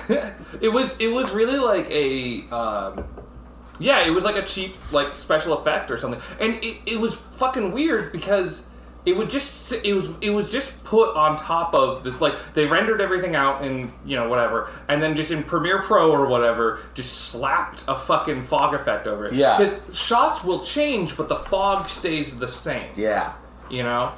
Were they trying to hide something? That's the thing. It wasn't dense enough to hide anything. Yeah, it was pretty transparent. I don't think you could hide anything. Yeah. Yeah, but I think maybe it was an attempt, right? Like, how you would make something cell shaded in order to give it style instead of like, just going with basic 3D models. Yeah. Like, maybe they were like, oh, if we just add some fog, it'll kind of be a cool effect. And it's so fucking distracting. Like, at a certain point, we were just like, why the fuck is there fog? Why the fuck is there fog all the time? Just adding to the tension of the scene. It was good. Okay. Yeah, it was good. Yeah, no problems there. Yeah. No, there were a lot of things. The worst was there's a character who gets like dirt or a scar on their face at some point, rather than like adding just like the dirt to the model and rendering it that way, they just tried to like track it on their face with like After Effects or something. It doesn't work. It doesn't work. Like every time the character moves, like the thing is just a few frames behind. Yeah. Or like sometimes like she's just standing there and it's just like wiggling. Like I've seen low budget movies try to do that effect and it always looks like shit. Yeah. And here's something with some money and they're just like, and it didn't need the worst part was they didn't even need the dirt on the characters. No, it added nothing. Where did you catch where the dirt came from? Oh, She crashed her motorcycle and like there was like a kind of a fight there. Oh, with the werewolves. Yeah. Yeah. So, but like that's the only time anyone gets battle damaged, really. Like other than main character girl, obviously. Alma, who loses an arm. I guess that's a little bit of damage. Yeah. She used to have an arm. Now it's an X arm. I made that joke. I made this joke like 8 times today. She's no longer dating her arm. Yeah. She switched. Broke up. It's so awkward when you're like going around in town. It's like, hold on, we gotta stop for a second. That's my arm over there. I don't want to run into that's my X arm over there. Got a lot of history. Okay, so we're not getting through this episode without a fucking list of the characters. Oh, you mean, hold on. Don't look at me like that. I got this. Hang on. It's like peeing. I can't do it when people are looking. Hang on. Oh. His last name's Natsume. Akira Natsume. Okay. There's Alma, the robot. Mm-hmm. There's Minami, his love interest. There's Chicago, who is Chikage. She's like a... And I just fucked up hella hard. No, her name is Chicago now. I don't know even what the fuck she's supposed to do. She's just kind of around. I think they wanted her to be like a Misato type character. But she never interacts with the characters. Yeah. Like, she's just kind of around while they're doing missions. Like, every once in a while, like, a bad guy will show up and she'll be like, that bad guy's really powerful. Watch out! And, like, that's kind of all she does a lot of the time. There's Kondo, the guy with the changing color hair. Yeah, I'm on the X-Arm wiki right now. I don't see Kondo. I don't see like his other robot friend with like the eye part. Maybe I'm just on the wrong wiki. Oh well, the robot friend with the eye part. That is him. That's like no. I mean the guy who's got it like built onto the side of his head. Built on the the blue hair. Yeah. I don't remember his name. It's so fucking unimportant. Oh, so many. Basically, the main characters are you have Akira, Minami, and Alma. Those are really the important characters. Yes. And I guess to actually get into the plot, This is the first episode where we're just talking about the animation. Oh, So yeah. to get into the plot, like, in the year 2020, there's, like, this big attack. It kills a shit ton of people in Japan. Then you go back to the year 2014, and there's this character named Akira, and he has a brother who is doing stuff in robotics, and he's, like, Akira's trying to find his place in the world and all that, and he gets hit by a truck. And then in the year 2030, turns out his brain has been put into a robot, or like a machine computer thing. He can't move on his own. And he is an X-arm, which is like a old technology, like, they say old, but basically like a technology, nobody knows who made it. It was technology that was apparently available in 2014 when he nearly died, so... Right. Yeah, so it's like technology that they don't know who... I guess it's lost in that they don't know who made it. Yeah. It wasn't made by any, like, major country or anything. They don't know how to make more. I have a guess. And if I'm right, I don't know if it's a spoiler. Throw it out there, dude. Nobody gives a shit. I think it's his brother. I think absolutely. Oh, yeah. Well, Okay. they show the people, like the robotics team that like made the X-Arms. His brother's in the photo. Yeah, okay. Yeah. Doesn't this all happen in Big Hero 6? I never saw that one. Oh. I don't watch movies. Kind of. Yeah. Tadashi, that's his name? Like, Yeah. I feel like the show took a lot. It very obviously steals a lot of things. So I'm like, hey, maybe it did steal from a fucking Disney movie. Who knows? Yeah, I mean, this show really feels like a combination of like Ghost in the Shell, but like for dumb people. Yeah, or something. with a couple Ava episodes thrown in there. Yeah, god. No, damn. definitely. Clear Also, Ava it's Ghost episode. in the Shell for Chads, excuse you. It's that, the picture of like the really dweeby guy next to like the super chiseled guy with the like square jaw. I mean, It's like the average Ghost in the Shell fan versus the average X-Arms enjoyer. And that's me. I'm just all buff and shirtless and my hair's beautiful and I got this perfectly square jaw. They're in high school again? Splendid, It's just... yeah. Honestly, He's a brain in a robot? Great. I feel like I'm not going to be surprised if I'm at like Fanime next year or something, and like I'm just talking to some rando, and they're like, X-Arms was actually pretty smart. That's me. So it's going to be fucking nuts. This isn't even ironic anymore. I genuinely had a lot of fun. Wait. Yeah. So, but that's the gist of the first episode. We go episode by episode usually. It's like an isekai, but instead of going to another world, he just shows up in the same world later. Onaji no sekai, if you would. Tim, you gotta laugh at that one. You're the only one who got this. Thank you. But yeah, the first episode is wild because they try to open up with like a big... This show does kind of what I always say good shows should do, right? Yeah. First episode's action-packed, and then they get into the plot in the second episode. And this episode is action-packed in all the fucking wrong ways. The action is so goddamn stiff. It's rough. Yeah.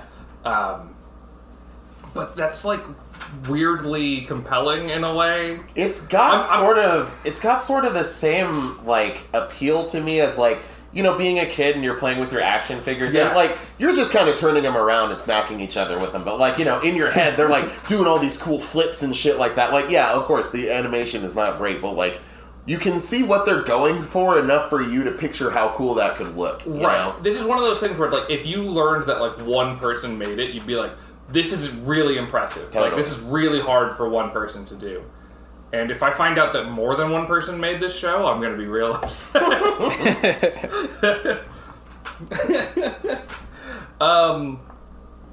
But yeah, so that's basically the first episode. Second episode, they get more into the plot. I have in big letters the word fucking blink on this episode. Blink? We Or were blank? waiting for them to blink. Yeah. Oh, yeah. There's one room that we figured out in X-Arms where characters are allowed to blink, and if they're not in that room, they don't get to blink.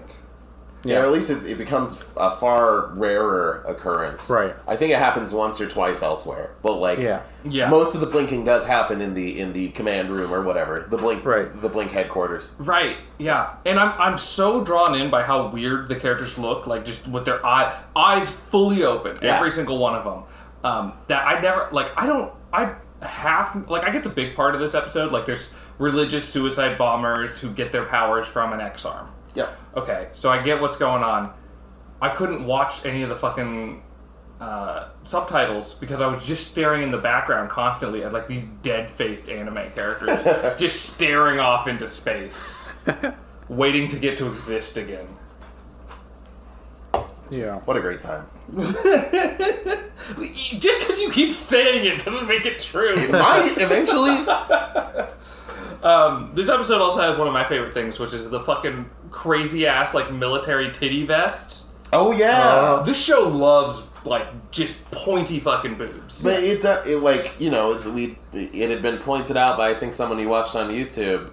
There's very little like jiggle physics or anything. Yeah. And not to complain, you know, it's not something I need out of most things, but like it's weird that they make such an effort to make these characters sexy, but then like in their design, I guess. Mm-hmm. But then don't do anything with like the kinetics of, you know, their animation. It's just like, yeah, she's gonna fight people now, but like her titties are like almost out, so, you know, look at that. Yeah. They're perfectly still, like, you know, like it's a 2001 PlayStation 2 game, but you know, there it is.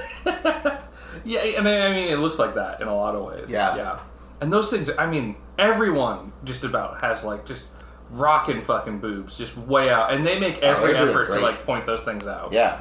And the show's trashy enough that I'm like, why? I'm honestly surprised they don't have jiggle physics. I would like to retract a statement there. I think Dead or Alive Extreme Beach Volleyball 1 came out on the PS2, and that had like it was they had articles written about it, about how great the jiggle physics were in it. They had like an individual physics engine per breast, you know, like they were really going for gold there. We peaked too early in technology. Yeah, I didn't mean to besmirch the PlayStation 2's ability to lovingly render breast physics. To be fair, I believe that was an Xbox exclusive. Was it Xbox exclusive? I believe so. Oh, well, okay, same Xbox generation. One, yeah, but yeah. Wait, Xbox One. Sorry, the original Xbox. God.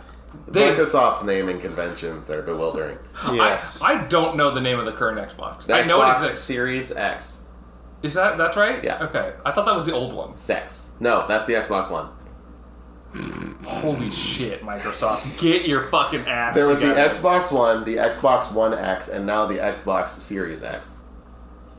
That's fucked. Yeah. That's fucked, Microsoft. Yeah. We're on an anime podcast. We can't even name... I can't even name your console. Like, we have to jump through all these weird-ass hoops. How am I going to get the new Hyperdimension Neptunia on my Xbox Series X? I don't even know which fucking console to buy. I'm going to ask my mom for it for Christmas. She's going to give me the wrong Xbox. Okay, let me ask you, Tim. This is unrelated. Can you name the entirety of the Nier remake? Like, with all the numbers? No, but I believe it is this... Fan. It's this... Fake fucking fan, dude. But I believe it's the square root of 2? Or something? Like, it's a square root of a number, that's what it is. Interesting. Yeah.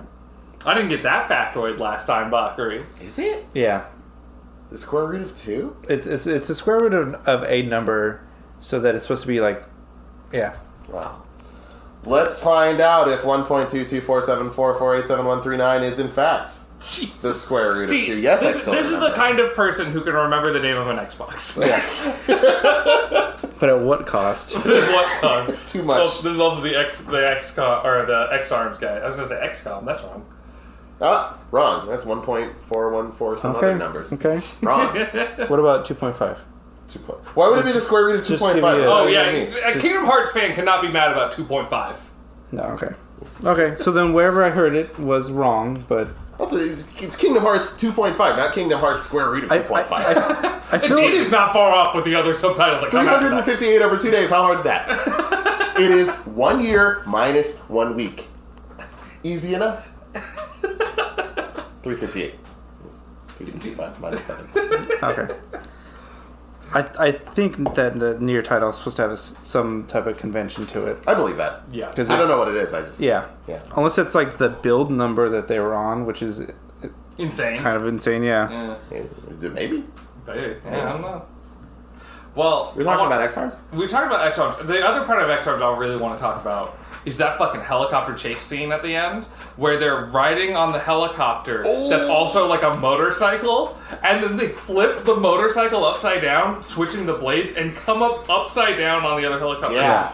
Why? They intentionally flip, and then the propellers are propelling it up, but upside down. Yeah. Which I don't think helicopters work that way. I mean, I've never seen one try and fail, so I'm inclined to believe that in fact it does work exactly like that. You just don't know very many good helicopter pilots. I was gonna save this kind of towards the end, but this is such a perfect like show to watch with your friends, because like the amount of times we just went, what? Whoa! Like, I'm not saying it's great or good even, but like, holy shit. When that helicopter flipped upside down, I was, anything's possible. Anything is possible. Kevin Garnett. Go watch Uncut Gems starring Adam Sandler. And Kevin Garnett is also in it. And also Elle from the Netflix Death Note movie. The live action one. He's in Uncut Gems? Lakeith Stanfield, yeah. That's Elle. I didn't realize that either. Charlie pointed that out. Thanks, Charlie. We appreciate that. God, I love that Death Note movie. It's so good. I need to watch that again. We should do an episode. That's the next Halloween special. There we go. Yeah, Okay. so in a few months. But yeah, that's episode 3. The helicopter fucking scene is so good. Wait, we forgot that 3 is when they introduced the maid. Well, episode 2 is the helicopter scene. Oh, okay. Episode 3 is the maid scene. That's episode 3 and 4 comprise 90% of the shots in the theme song. Yes, all the characters. So the way the theme song works, it's a typical shonen anime type thing, and it'll be like show the character, and then it's their face and their name, and then it'll show them doing something, fighting somebody or whatever, and then next character them fighting somebody or whatever. All of the clips of them come from episode. I think it's mostly episode 3 or 4, isn't it? And then like a couple from episode 3. 90% of it, yeah. It's fucking weird. Yeah. Okay, let's talk about the theme song for a second. I don't remember how it goes. It's like, okay, so it's very pop punk. Yeah. Which, okay, it's fine. I don't like it personally that much. I like pop punk music, but the theme song didn't do anything for me. The part that made me lose my mind is they'd introduce the characters, right? So it's like, here's Akira, and they'd show like his face, like a zoom in thing. And then they would show like the 3D model they made of him, the same one that has this face that they're showing, just spin around next to him. It's like, that's not how this works. Yeah. You're supposed to show like the character, and like you get like a portrait kind of close up, and then behind them they're doing like a cool pose or something. But like, okay, what if you're looking at that render, like that version of Akira, and then you're like, what's the back of his head look like? Good thing they got another copy of it spinning around next to it. Don't you look silly now, Stu? The point is to like show what the character looks like and show some of their personality, right? And they just do neither of it. The back of one's head is the core of their personality, Stu. I don't know if you know that. I read that in a book. Don't ask me which one. What kind of book was that? Don't ask me about the back of your... Okay. Don't ask me. Don't ask me things. And then at the, they introduce characters way too deep into the theme song, and like they're up until the end they're introducing new characters. Yeah. And then they just show the same 3D models all pressed in the same place for like the X-Arms title card part. Yeah. It looks like it looks like what you would do if you were like making like a fan poster. Like, oh, I got this picture of him, I got this picture of him. Like, no one's posing together. It's a K-pop fan cam, just whatever footage you can find, slap some filters on it and call it a day. Yeah, exactly. Yeah. It's like they were trying to buy time and they had to show a certain number of like seconds of that opening song. They had to fill it as much as they could or something. That is quite possibly, like, maybe what happened. Who knows? They're like, listen, we paid for the song. We're going to use it all. Damn right. Yeah. The outro is also very pop punky and is fine. Like, I'm not upset as much about the outro, but, god damn. That fucking intro. Anyway, episode 3. What happens in episode 3, guys? The first instance of boob jiggle is what I got. One of the only ones. Yeah. I think across the entire show we had about like 3 instances of boob jiggle. Not consistently like, oh, it's happening in this episode. Like this character's on one shot, a character's boobs jiggle. Yeah. Very quickly. Yeah. Yeah.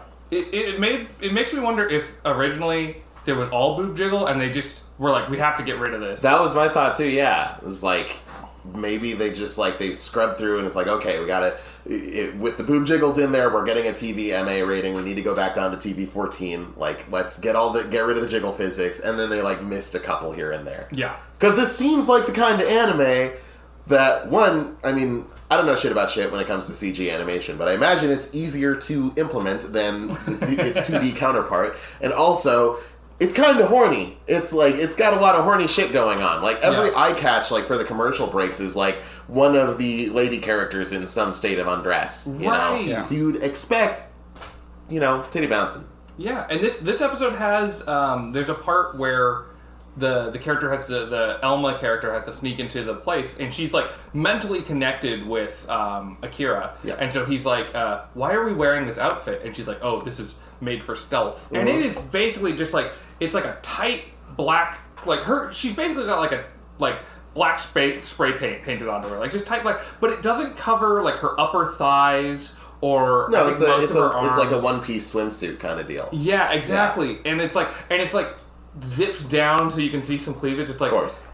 How is this made for stealth? Like, I get that it's black, but like, and obviously the design is there to just be sexy. Sure. So why fucking bring up the why are you wearing this outfit? Nobody like, you're not answering the question. Yeah. Like, you're not giving an answer that makes sense. Nobody was going to question that. I mean, she's been in a leotard like every other scene, regardless of the context. Absolutely. Even if she's just hanging out, she's usually like, you know, just in some sort of swimsuit looking thing. Yeah. So like, nobody was going to be like, oh, why is this one? You know, it's like, that's what she always wears. Yeah. Sure. You didn't need to justify that one. Mm-hmm. And there's not even like ever like the justification of like, oh, we can't cover her like thighs because if we do, that's where all of her cooling happens. That's where her solar panels are, sure. It's like Quiet from Metal Gear Solid 5 all over again. I don't remember what she photosynthesizes or some shit. I don't know. It's like something like she has to breathe through her skin or something. Sure. Yeah, and it's like, all right, whatever. Yeah. Any excuse to be horny. You didn't need it, but whatever. Yeah. Bayonetta, her like hair is her clothes, and so and it's also her weapon. So when she uses her hair to attack things, she can't wear it. So she's just like mostly nude. Mm-hmm. It's just whatever. Yeah, I mean like Kamiya's more like honest horny than Kojima is a lot of the time. Yeah. I think Kojima's trying to. I mean, I don't know the man, but I feel like he's trying to like. Be horny on the side. And the guy's just down bad all the time. At his apartment last week. At least Mr. Taro of Nier, he just said he likes women. Yeah. He's just like, very she much got her like titties out because I like that. Yep, done. Yep. Okay. Kaine's a great character. So is all the Automata characters. Yeah, and Kaine had a little different of a reason, but... Well, yeah. I won't spoil that, I guess, for those who haven't played it yet, but... All this is to say, you don't necessarily need a reason to be horny. Yeah. If you want to have a character that's like that, just do it. Just embrace it. So saith the hentai pizza lord. So saith the hentai pizza lord. Just be horny, be proud. It's fine. Quite so. Don't try to just, oh, she has to do, whatever. Episode 3.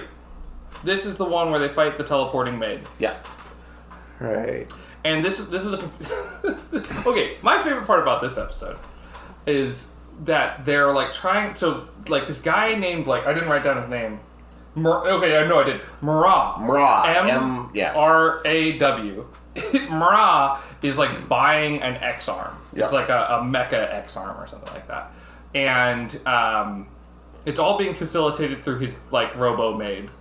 And she can teleport, whatever. But every time they show this dude's face, it is the same goddamn picture. And it's like, okay, maybe they only have this one picture of him. But then he's got this big-ass portrait of himself in his house. And it's his mugshot. Fucking mugshot. Yeah. There is another photo of him, besides the like footage they have of him walking next to his mate. There's one other photo. It's like the same perspective, same everything, but he's got like this thing on his face. Like a metal, like a robot scouter type thing on. But like otherwise, it's probably just an edit of the mugshot that he has. Yeah. Not only that the police have to identify him, like that same photo is also the one hanging on the wall in his foyer or whatever. It's just like, and the same one that was used as like a silhouette in someone else's eye who was talking to him. Yeah. Oh yeah.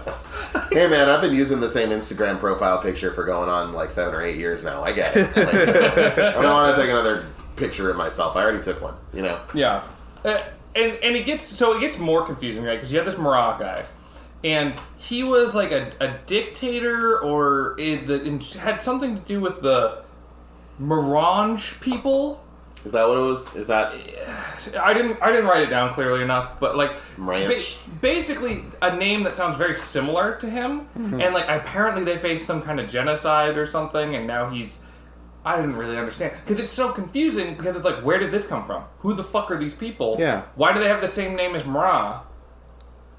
And they never really talk about it again, I don't think. It's weird.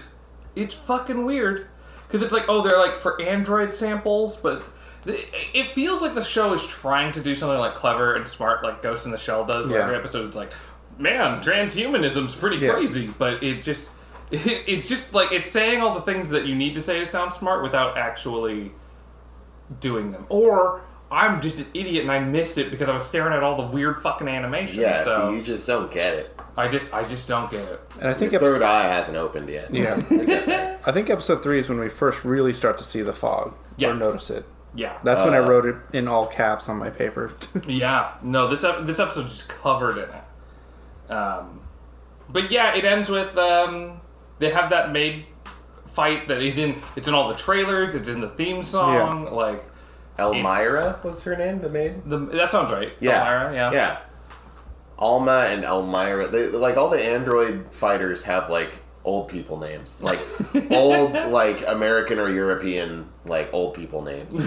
Someone born in like 1910 would have that name, not a robot made in like the 2020s. Oh, Betsy's coming to fuck shit up. Yeah, Gertrude's here for vengeance. But yeah, they end up fighting, and I can't believe it, but it's a 2 fucking parter where in episode 4 is where we get most of the combat. Yeah, but because in episode 3 they're on the back foot. They're not doing so hot. Yeah, Elmira's got her big foot. She is an android in a mech suit, and she is just wrecking shit. She's fucking beating up a bunch of Boston Dynamic dogs, and she's teleporting shit everywhere, and she's firing missiles, and it's no good. Everybody's hurting. Everybody's doing bad. There's a part where she is she's fighting the Boston Dynamic dogs, who have only one state, which is standing or sideways. Yes. And those are the only animation modes we see them in. And there's a really long fucking shot where she's surrounded by these dogs who aren't shooting at her, and she's like summoning a teleportation circle on each of them. Yeah. And it just goes around in a circle. And honestly, the shot's like 15 seconds long. It's so long. And they show it over and over and over. You need to know what she was doing. And it wasn't clear what she was doing because, like, everything else, like, you see, like there's, like, she blows up, like a support beam or something. Yeah. And you see a chunk of it missing. And they didn't have a model of the dog that had a chunk missing. So you just see a blue circle appear next to it and you're like, the fuck is happening? It's kind of funny because, like, if it's 3D model, they can just make a 3D sphere, take a chunk out of it, right? Like, I feel like a Blender or any animation or any... If I wanted to do that right now in Blender, I could do it. Yeah. I mean... That's crazy. I don't know anime production. Maybe there's a reason why they couldn't fucking do that. I don't know what it is. That's fucking... But I could do that in, like, a minute. I think I know why. U.S. military paid to allow them to do it, so they can't show them destroyed. That's the funniest thing about all this is it's like the UN is the threat here, and it's like, why? Who the fuck is scared of the UN? Like, the UN has never done anything. Like, all they do is they send peacekeeping forces somewhere, and then they watch atrocities happen. Yeah, like. But that's it. This is 2030 in a new world. It's a new world. Yeah. So this is a 3-way fight between the UN, the Japanese police, and the evil guys, the bad guys. Yeah, the bad and guys. The UN are the ones the Boston Dynamics dogs. The thing that like stuck with me was Alma shows up on the scene and she like makes this dramatic entrance. She like jumps over a flaming car and she does this flying kick onto one of the the Boston Dynamics dogs, and it just kind of falls over. There's no explosion. There's no like car crunching noise. There's no like. It's like if I were to run up and like if I were to just kick over your trash can right here, like the trash can's fine. It's just it was laying down where it was standing. That is the amount of impact that this had, and it is done. It is over. It is no longer moving. It's not shooting. It's not beeping or flashing lights or anything. That robot is completely scrapped. It's bricked. It's done. But this lady has to fucking, summon all these, no, just, I don't know, stomp hard. They'll probably just fall over. I know. It's so fucking ridiculous. That guy with the hockey stick from the fucking Boston Dynamics videos could probably take out that whole platoon. Yeah. You just fucking smack it with the hockey stick, they fall right over. The funniest thing, and it happens later in episode 6, the robots that aren't, like, these main characters suck shit. They're so hard. They suck, yeah. Like, they are awful. I don't know. We'll get into it. Yeah. I have fucking written down on episode 4 this fucking fog. Because, like, episode 4 is, like, the battle episode. And it is just covered in fog. Yeah. Oh, it's terrible. You're inside a building, fog. You're outside a building, fog.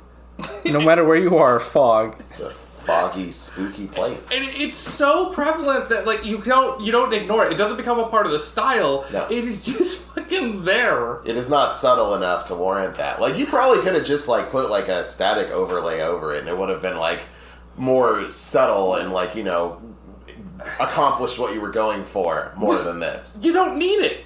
That's the thing. No. If you just gutted the fog, if you just cut out that layer, you'd be fine. You lose nothing. Yeah, nothing. But yeah, in this was the fog maybe? Do you think maybe it was supposed to be smoke from the fire? Because there's a lot of fires going around. But the other thing is, it's the same fog that they had in like the previous episode when she was like sneaking into the mansion. Yeah. You're right. All those things. God damn, those explosions sucked. Oh, the fire, yeah. The fire wasn't. The fire was far too realistic. It was just a fire animation that you would find on like YouTube. Mm-hmm. And there was an explosion that happened, and I don't know for sure, but I've downloaded like royalty-free explosions off YouTube, and I am almost positive that they used one of them. No, yeah. Like, that was fucking embarrassing. And that's like, it's one of those things where it's like, once you start to learn, like, if you dabble in any sort of, like, visual or audio medium, you're going to start, like, noticing these royalty-free things. Like, I've heard the same, like, the sound of, like, a giant robot taking a footstep, or, like, the sound of a car getting crunched, or the sound of a door, like, closing or something. You hear it in thousands of movies, right? And eventually you're just like, oh, there's that, moving on. But, like, this is so obvious about it. There's no attempt to, like, comp or, like, make it, blend in with what's going on. It's just literally there's a building and they superimpose an explosion animation over it.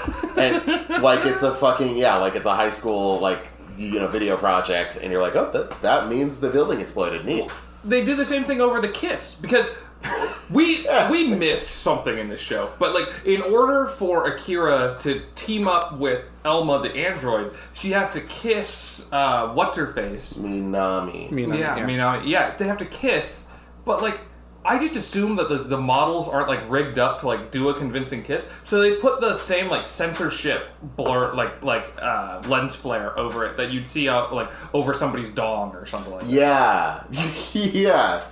It is a censorship lens flare. It's not...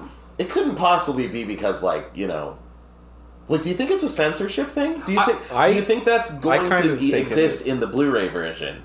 Because they're going to put out a Blu-ray version of this for some reason. No, I think so. And let's say it did. I think it would, just because I don't think their models can kiss. I think it probably looks like...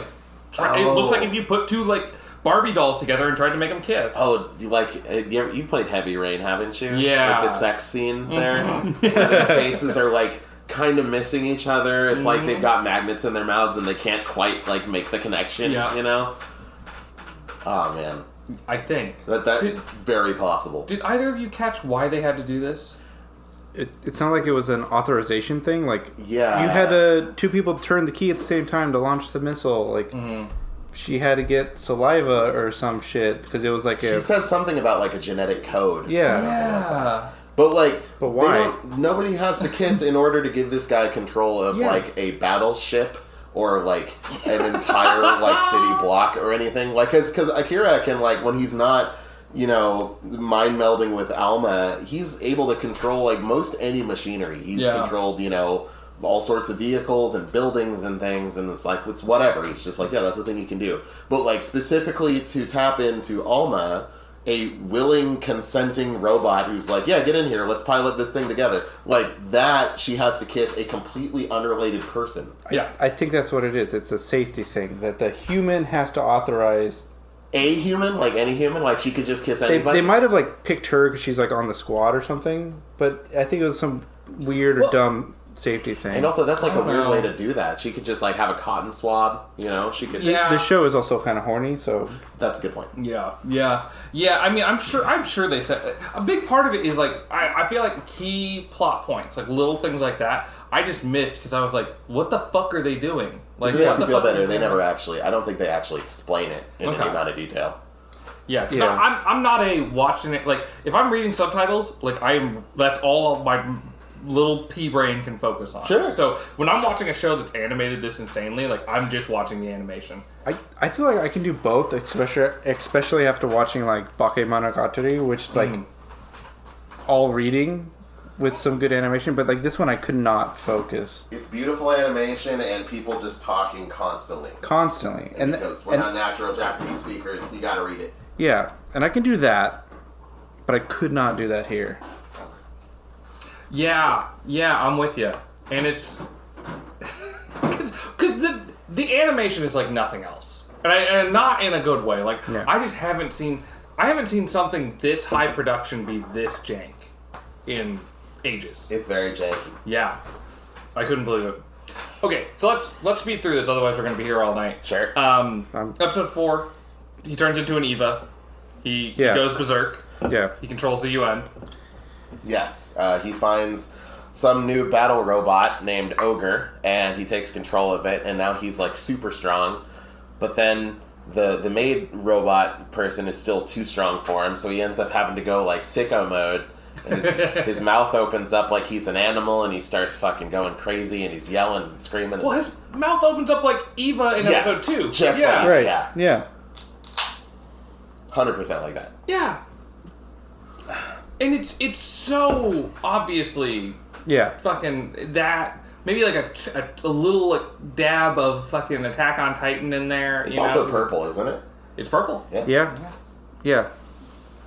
It's It's just Evo 1. Yes. and it's Super subtle. it's so wild because it's so Eva, and then the next episode is like the Evangelion fucking. I don't even know when it pops up, but when it's like the school days regular slice of life Evangelion episode. I could be wrong. I'm pretty sure it's End of Eva. It could be like episode 24, but I think it's End of Eva. I don't think I don't believe it's in the main series. Okay, So- then it's yeah. definitely in End because it's 100% not in the Rebuild movies, but I know it is a part of the Evangelion canon. So yeah, we go straight from Eva episode 2 all the way to End of Evangelion. We are in an alternate universe where Akira is just a normal ass high schooler. Minami is his classmate, and that other dude with the blue hair who gives a shit is there. And everybody is a different character. Like, you know, there's the older people on his team are the Staff. teachers. Yeah. And we're just doing the full. He does the thing where he's running around with fucking bread in his mouth because he's late. Yeah, And it's not even toasted, it's flopping, like it's floppy, like it's not toasted. And it doesn't fucking work because he doesn't do it in the beginning of the episode where he's running late for school. He's running late for like his next class, so he's already at school running with the bread in his mouth. And then Alma like catches it in her mouth. Like Well, they're doing like a Lady and the Tramp thing, but with a whole slice of bread. Like, you guys watch more anime than me. Sure. You guys have seen the bread fucking thing. Yeah. Which one? They- Oh yeah. They never do that in the middle, right? Not that I've seen, but honestly, I've seen so many more things riff on that than I have seen like actually do it in earnest. Genuinely. Yeah. I can't think of one that like maybe Cardcaptor Sakura at one point. I don't know, but like Sailor Moon. Yeah. Sailor Moon, sure. Yeah. This is the episode with the weird fucking face scar. At a certain point, like, they realize that, oh no, we're trapped in this other dimension because of this weird AI thing. Named Yggdrasil, like the World Tree. Yeah, and I think they went in there to wake him up because they were like, it looks like they willingly sat in these tubes to VR in. Like they had VR headsets on. Yeah. So I think it was willing that they were in there. Yeah. And the one dude bounced because he's like, this is dumb. Kondo, he takes off. But then the rest got stuck. He offers to soften their balls at one point. Yes. Yeah. What's his name? Akira and the blue hair guy are about to fight in the hallway, and Kondo comes up and he says, you gotta have big balls to be fighting in one of my hallways. You want me to soften him up for you? And he's like threatening, like he's punching his hand like he's gonna fuck him up. And then the next scene they're in detention or something. I don't know. Just had to throw that out there where the grown-ass police officer offers to soften a pair of teenagers' balls. Anyway, you were saying. This show's very horny. A little bit. Yes, exactly. This episode's fucking weird. All we do is get introduced to, like, Yggdrasil. Yeah. And it's, like, not in a good way. Like, it just feels like it's, like, just thrown in there. End of episode. Okay, bye. Yeah, it feels like they're maybe like trying to build up to like a harem kind of situation where like he's like Manami wants him, where Elma is like an android who's like into him, and then you also have this other girl who's like, I'm gonna marry him. He's my Oni-chan. Yep. Yeah. I think that kind of builds on the theory too that like his brother probably built her or something. Quite That's why possible. Yeah. they're Oni-chan or whatever. That would make him her uncle. Assuming that one who builds an android or an AI becomes that AI's father and not their brother. Yeah, she could have been programmed to refer to him the same way that the creator would be, which is his brother. Quite possible. But who knows? She's also named after a world tree that connects like the realms, and she's just a girl. Yeah. Like I don't know her choices. She seems to be able to slip between like computer worlds. Anyway. Yeah, I guess she wasn't a part of his brain, and then all of it. Like, and at the end of that episode, they show her talking to somebody completely different. So it sounded as though she had like infiltrated what's his ass's Akira's like brain space somehow. Yeah, but I guess like the tree isn't the one that's like infiltrating, right? It connects. So she's more like the Ratatoskr or something, the thing that moves across the tree. That's like, we exhausted my Norse mythology knowledge already. I only played like 2 hours in God of War 2018. And I've seen like the Thor movies, and that's about it. So Ratatoskr is like the little squirrel that travels the world tree. Is that anything like Ratatouille? No. Well, maybe. Maybe. Actually, yes, it is. Does he possess a small French boy to make delicious food in a fine dining establishment? Yeah, totally. Yeah, that's a big part of Norse mythology, is possessing French boys. Dope. I thought Norse mythology was cool. But he's like... I always thought it was a good. You just confirmed that. Yes, you should read some of the Poetic Edda and stuff. And sick, yeah. If it's got Ratatouille in it. Yeah. Oh, shit. But yeah, it was... I feel like it was a weird end of the movie, or the episode. Yeah. It feels like such a, like filler episode, but, like, only at the end. We can agree, though, that was the best episode that we watched, right? Like, of the 6. Let me double check. Probably. Yeah. And that's saying a lot. Everything's been weird, but this was like, what the fuck, like, out there. Yeah. Well, and it's so obviously the Evangelion thing. Oh, yeah. Like, where it's like, why is this happening? Why is everyone pretending to be, like, his classmates? Like, it is so obviously that it's fucking weird. Yeah. Yeah. There's that. There's also a thing I loved about this is when you yelled, Bakari, they Kingdom Hearts 2'd him. Oh, yeah. Okay, because the whole reason they're in there is to, I just love that fucking phrase. Because he fucks himself up when he takes over Ogre. Like, he just goes too hard. He's going too hard in the paint, and, like, he's all fucked up. He's, like, his memories are all over the place. He doesn't remember who he is, where he is, whatever.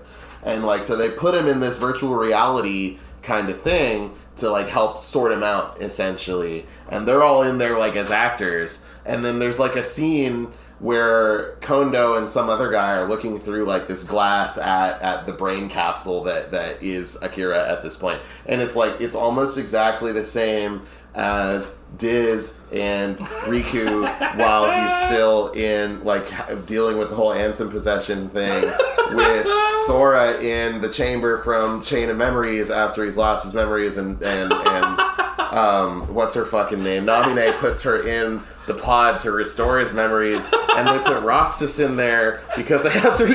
What are you laughing at? Tim's reaching for a beer.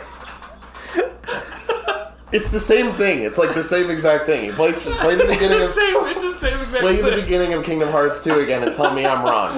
No, I don't. It's the same thing but with skateboards I don't think and I need part-time to. jobs. I don't need to play it because I'm equally as confused as the episode, so it has to be true. If you play one and then Chain of Memories, it makes perfect sense. Oh my god. Mostly. If I had like a couple hundred hours or It's like 60. see, You don't have to beat the Riku section of Chain of Memories, so that cuts it in half. Like for that to make sense. You should for the rest of the story. Holy shit. Well, That's incredible. That's incredible. Kingdom Hearts is incredible. I'm glad you've come around on I that. feel like this last year is me learning how insane your brain is. Yeah. Yeah. Scares me sometimes. It's fucking crazy, isn't it? Oh, man. Dude, when I watch JoJo's Bizarre Adventure, it's just JoJo's regular adventure to me. That's a fucking...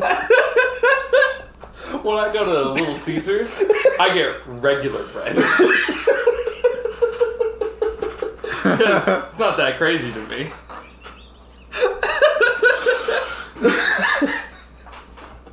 Turn on the Crazy Frog song, you know? That's just a regular frog to me. You see that shit every day, dude. That's just the life.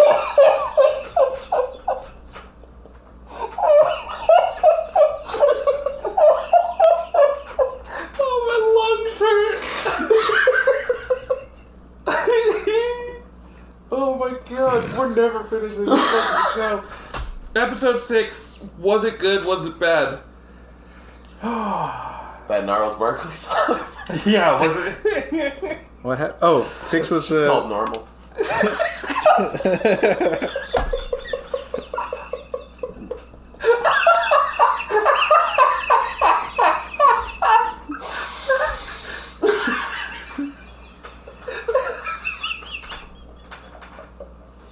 I'm sorry, that's the last song.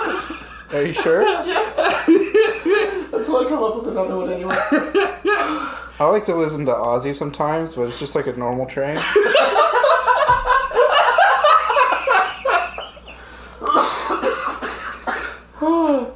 Going down the rails on a normal train. On a train.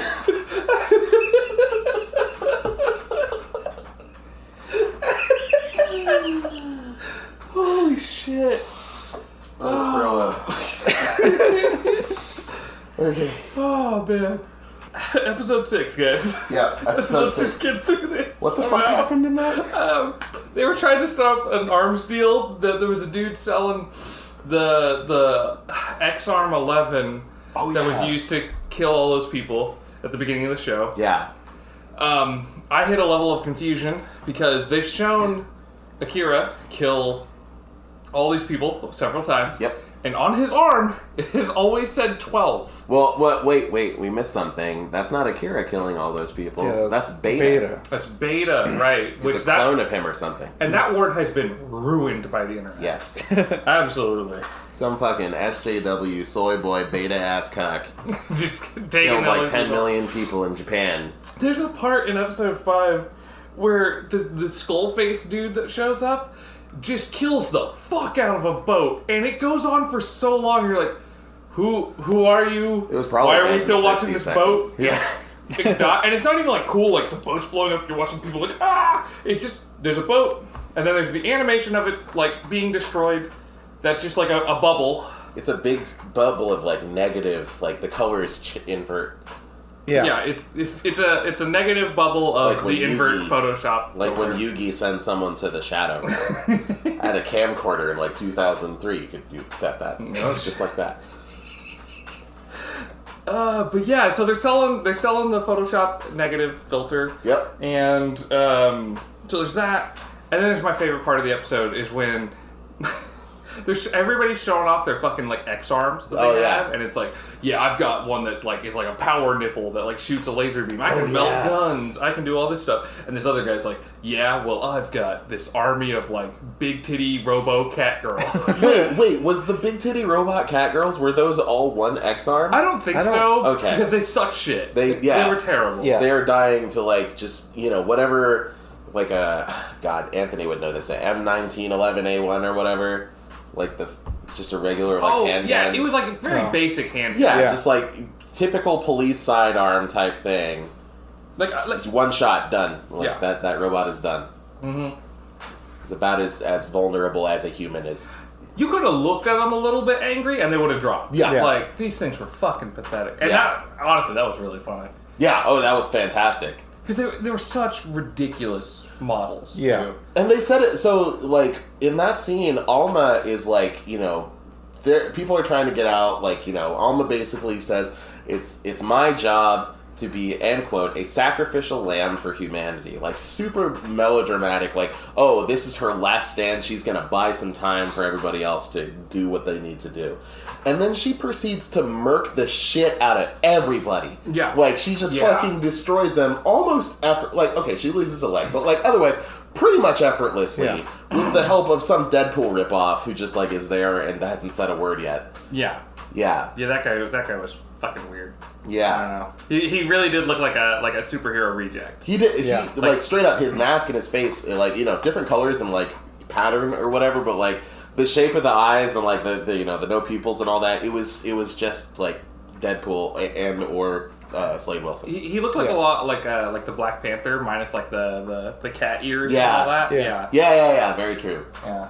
Like, different color. I think he had some red, so it couldn't have been that. But. Yeah. Colors aside, though. Yeah.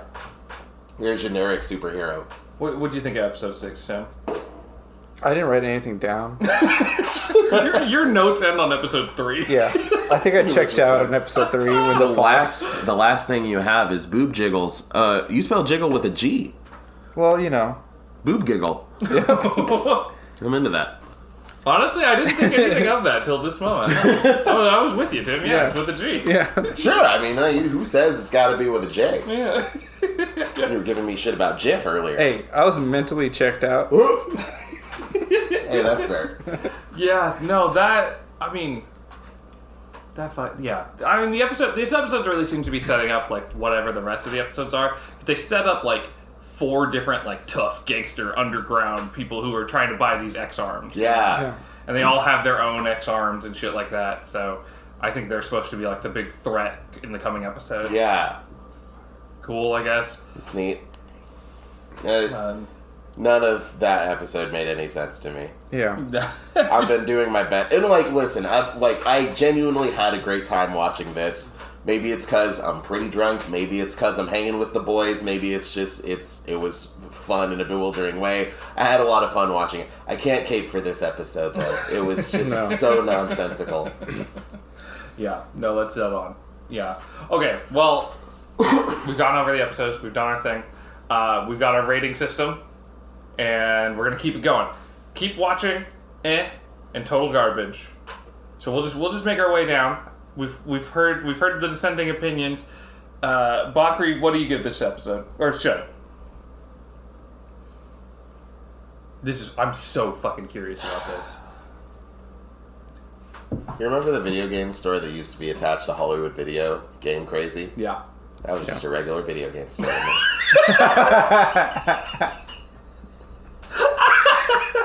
That one hit home. Oh, shit. I used to hang out at Game Crazy so much, like, legit. That was like an everyday thing. Yeah, that's where your parents just leave you for hours. Exactly. Like, no, yeah, it was like, it's either this or just hanging out at home. There's a Game Crazy a couple miles away. I can walk there, fuck it. But to answer your question, I want to say keep watching, because there's a part of me that wants to, but I'm not gonna.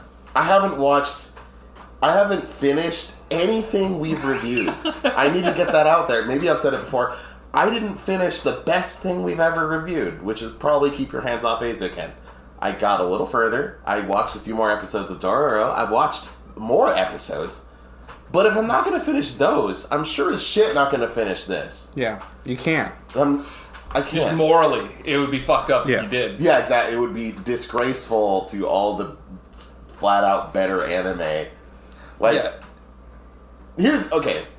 My answer is meh, but I gotta ask. I don't think, Tim, you watched this, but Stu, gun to your head, you have to finish one of these. Eat Man or this. Okay. If I have to finish one of them, let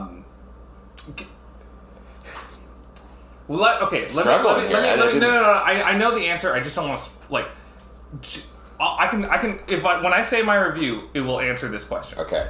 So let's. But just keep that in the back of your mind. Let's go. Let's go. So we got a meh. Tim, We'll put where a you pin in at? that. Garbage. Garbage. If we were to watch it all in one sitting, the same way we did, I would have done that. Sure. Against my will a bit, but like drinking with the bros. Would I go back and finish it with the bros? Probably not. I would just like, oh no, I'm busy that night. We missed I'm our sorry. chance. Yeah. I've got a dentist appointment, and I just love the dentist. I just love my night dentist. Yeah. You know? We're gonna have to ambush you in Japan. Yeah. Just show up. I will keep some ninjas like on retainer for that one situation. Hey, look, I've said it before on this podcast. If I die, I just want it to be in a cool way. So if I die at the hand of one of your, hired shinobi to stop me from getting you to continue watching X-Arms with us, hey, it is what it is. And if it's any other show, they won't even touch you. Like they're on retainer just for the show. That's fine, yeah. Wait, are her boobs staying perfectly still? Kill them. Yeah.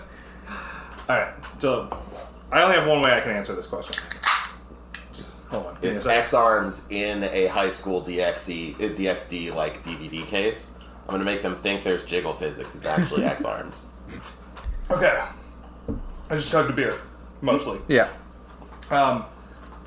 This show, for me, gets total garbage and keep watching at the same time. You are going to continue watching because it is total garbage. Yes. This show is so bad. It is perfect for the situation that we watched it in, I think. Oh, absolutely. If you get people together who kind of know what they're getting into, where it's like, yeah, this show's fun.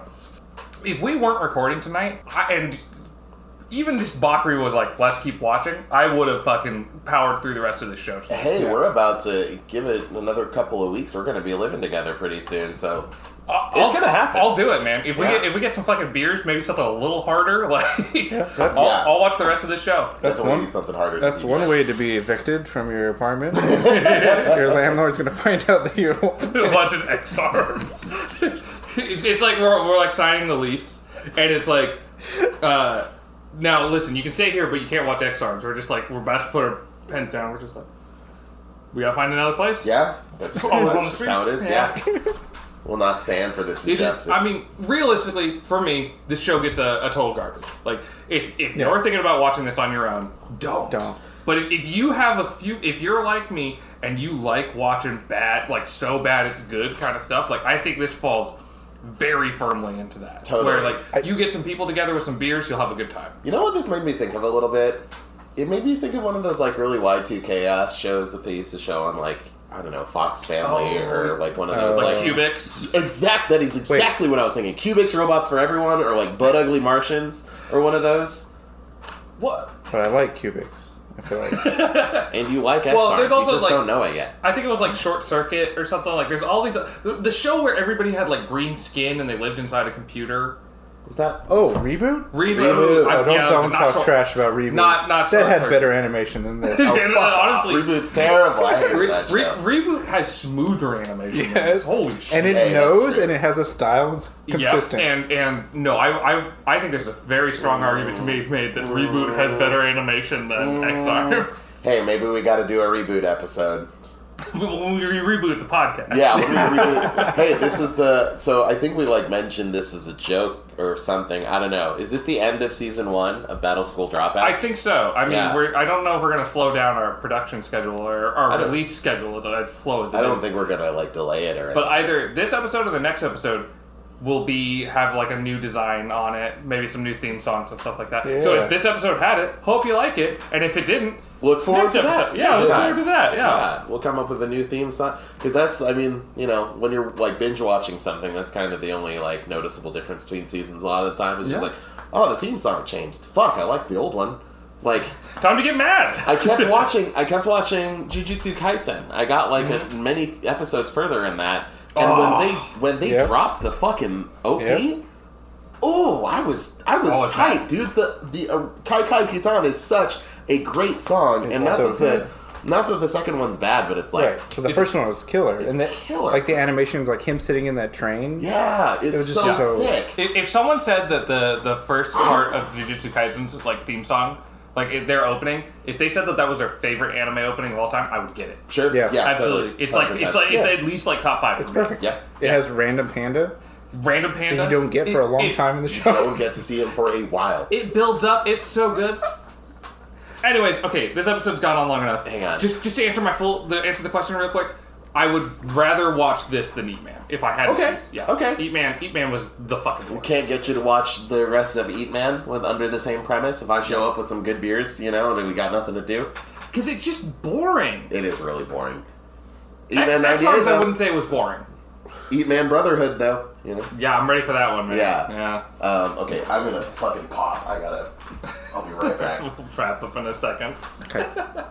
Since he's not here to what go against me, I found out that the number at the end of the Nier Replicant remake is the square root of 1.5. Since it's a remake of the first game in the series, at least underneath the Nier title. Okay. So it's 1.5 because it's a remake of Nier 1, essentially. And then the number that they have there is the square root of that. The square root of 1.5. So I knew like they had a reason for it. I thought 2 because it's like... That makes sense. The second one of Replicant, but really it's 1.5 because it's just like a remake with a little bit of extra. Yeah, it's a Kingdom Hearts situation. Yeah, and Bakari's not here to tell me otherwise, so that is fact. I can't believe that motherfucker broke it on a calculator on you. Beep, beep, beep, beep, beep, beep. Oh, it says it on the calculator. It does, yeah. I mean, I heard the beeps, so... Yeah. I'm glad I used that calculator. Yeah, it's a good calculator. It's cool that it does square roots so well. The tactile like feedback and the beeps, like... Yeah. Okay, what the fuck's going on that man can still remember the all those numbers, though? I don't know. How do you remember the story of... what was the game with the Mickey Mouse that he was talking about? I can't remember the name of it. The Mickey Mouse game. Yeah. Yeah. No, Kingdom Hearts, man. Yeah, Kingdom Hearts. If you can remember that story, you can remember a random string of numbers that's a square root. I think he does, and I can respect this. He does a number of things out of spite, like remembering the plot of like people are like Kingdom Hearts has a confusing plot. He's like, fuck you. Yeah. I don't know that for sure. We'll find out when he listens to this part of the podcast and he like texts one of us. Oh, I'm sure he's gonna cut all of this out because. Oh no! I might still edit this one. I might push for it. So. Oh hey, we were saying nice things. Hey. Well, I'm editing this podcast later, Tim. Well, I'm gonna try to. I might take it from you. Oh, you're gonna take the reins on this one? Well, because you also did like the last 4 or 5 episodes. Yeah, that's fair. Yeah. So, well, I am at least going to add effects to up the quality of the audio, Tim. Yeah. So I will have Prima Noctis on this thing. I will see anything first, no cuts. Okay. Oh shit.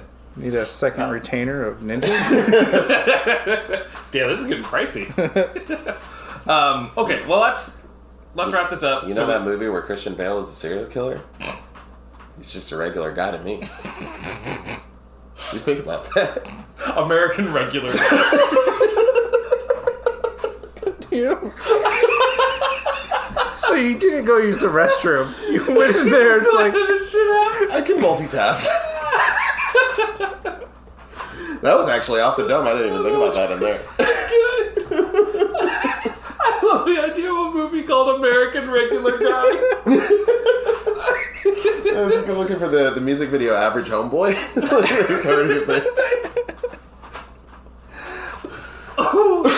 Sorry, Stu, what were you saying? Let's wrap this podcast up. We've gone on long enough. We've done our thing. I'm so grateful I can't see the time from here. It's a little bit longer. We got a couple bathroom breaks in there, so we'll see. Okay. But oh man, good shit. Well, hell yeah. Here's to 1 year, guys. 1 year. Kampai. Yeah. Season 1. I'm done. No, it feels good. Here's to more years. I've This podcast has been so fun to put out where it's just like, what's the pressure? What's the, like, so many times we're like, what do we want to talk about? What do we want to do? It's like, fuck it, it's our podcast. Yeah, like, we'll do whatever we want. Yeah, it's perfect. Yeah, exactly. Yeah. So I'm excited. Tim, we're going to miss you. Yep. Yeah. I liked having you on the podcast. So we'll either coordinate some kind of weird Japanese time thing to have you call in, or Totally down. I'll just start drinking in the morning when it's in the afternoon for Sure, you. fuck it. I know what is it, like a fucking you're 20 hours ahead or something like that? Something Yeah, it's like super awkward? 16 or something, but yeah. Yeah, something like that. My little brother teaches college classes in Japan, but because of COVID, he's like doing it remotely. So he starts work at 5 p.m. and then finishes at like 2 a.m. or something. Yeah. What if your brother your brother's in Japan, Tim goes to Japan, and they start a rival podcast? Whoa. Oh. You guys are battle school. Damn. We didn't drop out. We stuck with it. It's the advanced form, the battle school late registration. But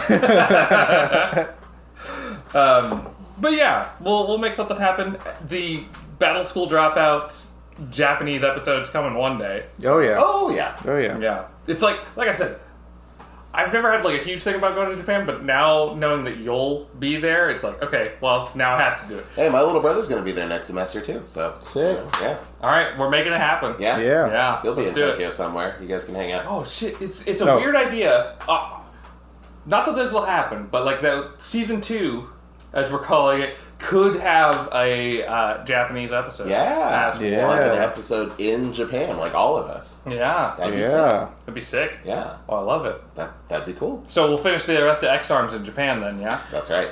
If that's the only thing we watch when you come to Japan, like, I will find out how to get you deported. Joke's on you. Getting deported from a country's on my bucket list. They have a small bag of weed. Out. You're out. Done. I think we might do prison time for weed. Oh, they'll delete you in some way. Yeah. Oh yeah, we're done. I've seen Into the Void. I know how this goes. All right, well, thanks for listening, everybody. Here's to more years of Battle School Dropouts. Yeah. Oh wait, before we sign off, we should do the, like, how do we find... How do we find... Tim, how do we find you? How do we find me? Okay, so... Ooh, you got a big thing. Yeah, I guess I do. This will be the first announcement of it in any, like, open forum, I guess. Outside of just close friends, which maybe that's who is listening to this, but... Yeah. Probably. It's probably you and Brendan and maybe Jareth if they've got time. Yeah. So, you can find me at timshill.com. That's TIMSHILL. But I am starting my own YouTube channel called Aperture Abroad. And so on either of those, if you search either of those, you'll find my Instagram or my main website or the YouTube channel. And I'm going to be putting up like short form photo vlogs of places I've been, trying to like help showcase like this place is really cool. I took all these cool shots, and yeah, hopefully it encourages travel or whatnot. Check out these cool places and all. Yeah, check out these cool places, and then if you will follow the link on the YouTube channel or off my main website's like shop, I'll have a place for you to go and buy prints or duvet covers or puzzles or like shower curtains, whatever you want.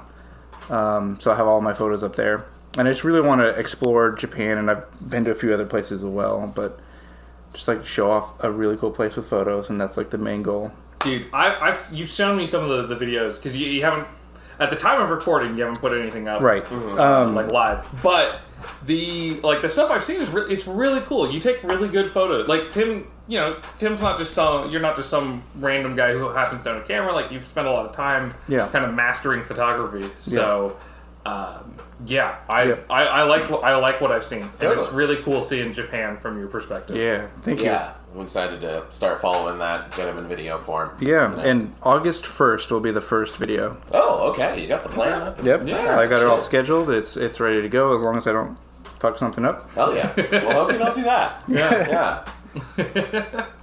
But yeah, no, it's Aperture Abroad, right? Yeah, Aperture Abroad. Yep. Yeah. Yeah. If that's you've got gonna be any sick. sort of link, we can put it in the description when this comes out. We Yeah. could Yep. put it in Well- even, after the fact. It's whatever. Yep. Yeah, Yeah. everybody can get subbed in and all that. Totally. Yeah. Yeah. What about you, Bakari? You had a couple big releases since the last episode. Oh, I did, yeah. So you can find me at twitter.com/bakfu, BAKFUU. I think I'm going to start an artist Instagram pretty soon here, but that's TBD. But the more important part is I actually just had my first official track release under the name Octomammoth. There was the Sonic Adventure 2 20th anniversary and the Sonic the Hedgehog 30th anniversary. Both happened on June 23rd, a little while ago. And there was a collaboration album, and I'm on it. It's of covers of Sonic Adventure 2. I'm on it. I did a cover of Knuckles' level Aquatic Mine, Dive Into the Mellow. It's a lot of firsts for me. It's my first official track. It's my first time doing vocals. It's a first a lot. Mean the world if you listen to it. Thank you. So good. Yeah. It's only on Bandcamp right now, but it should be on Spotify and iTunes and Apple Music or whatever pretty soon. And then also there will be a physical release in December. Dude. So yeah. It was fun. I was like listening to the track. Like Bernadette and I were like getting ready to go somewhere, so I just kind of like put it on and I wanted to listen to it. Sure. And so we're like listening to it and we're like, oh, this is good. This is good. And then like the vocals came in and like we kind of like involuntarily just kind of like started dancing. Like, oh no, what is this? That's this is so good. Hell yeah! Glad you guys liked it. Yeah. No, it's great. Yeah, but yeah, those are where you can find me. How about you, Stu? I got fucking nothing. I got no cool thing. No, I'm just if you need a graphic designer, hire me. I'm out of college. Please, give them some money for some. And pictures. I will not write you a cover letter. No, I mean you can follow me on Twitter. I'm at Hentai Pizza Lord. Ever since I downloaded the thing I talked about last week, the tweet hacker or whatever, the thing that makes Twitter not use the algorithm, I'm barely ever on there now. Oh yeah, the tweak Twitter, whatever the fuck. Tweak Twitter. So if you want to follow me, I'm on there, and it's just shit posts. So there you go. So get like 2 tweets a day, like. Really, if you want more stuff from me, subscribe to this channel. Yeah. Let's get to that even 20. There I you guess. go. I don't know. Get that one more. One more. Let's get algorithmed. Let's get algorithm. People must still be looking for people to say bad things about X-Arms. Yeah. And you won't find it here, because X-Arms was great. Yeah, it got nothing but positive reviews. And it was good, because this was the first episode in a while that we didn't say the word COVID. So without having the word COVID in the algorithm, I think that's really going to help our... Yeah, definitely. Us never saying the word COVID during this episode. Yeah, it was I also saved this. We didn't talk about Sonic. No, wait, we did. We talked about Silk Sonic. Never mind. Yeah, a little bit. Like a couple times. Sonic, COVID, Sonic, COVID. Hey, that's our branding. You got to know what we're about. You know. Trash taste. Hopefully, those followers will come here. Sonic. Fast hedgehogs and deadly viruses. That's our brand. You know. Mm-hmm. That's what we're about. Yeah. Yeah. And soon enough, we're going to get into anti-vaxxing. So that'll be cool. Of course. That'll be really good. Yeah. Thanks for coming on this podcast. This was a great time. I am glad to be here. Oh, we should say, the next episode, I have terrible handwriting, so help me with this one. HANASAKU IROHA? Oh, HANASAKU IROHA. Yeah. Okay, there we go. So if you want to be caught up before the next episode, we're going to be watching the first 6 episodes of that one. It's a pretty one. It's like a slice of life. It's very nice. Ooh. It's about a girl who I think she moves from the city to the country kind of thing. Yeah. Yeah. It sounds really fun. Yeah. It's something that you probably would have loved to be on, Tim. It's a fun little, coming of age. Sounds like one I haven't watched and I would have loved to enjoy it. Yeah. Damn, yeah. Shame you were here for this one. Yeah. I would have almost rather watched Boku no Pico, but, I got X-Arms. We couldn't be that mean. Next time. Yeah. That's a welcome home present. You're going to be like, I can't wait to go to Japan, because they'll be like, wow, I can't wait to see my friends Bakari and Stew. Wait, what the fuck are they going to make me watch? We'll find something even worse, I'm sure. Yeah. It's going to happen. It's weird. I'm going to have the English consulate. You're Consulate? I don't know. Yeah, consulate, like on speed dial. Just fucking ready. It's like, we're going to watch X-Arms. Beep, beep, beep, beep. Yeah, no, I'm really excited, guys. Yeah. Fucking now. Get in here now. Immigration officers just swarm the building. And they all have the same fucking stiff animation as X-Arms.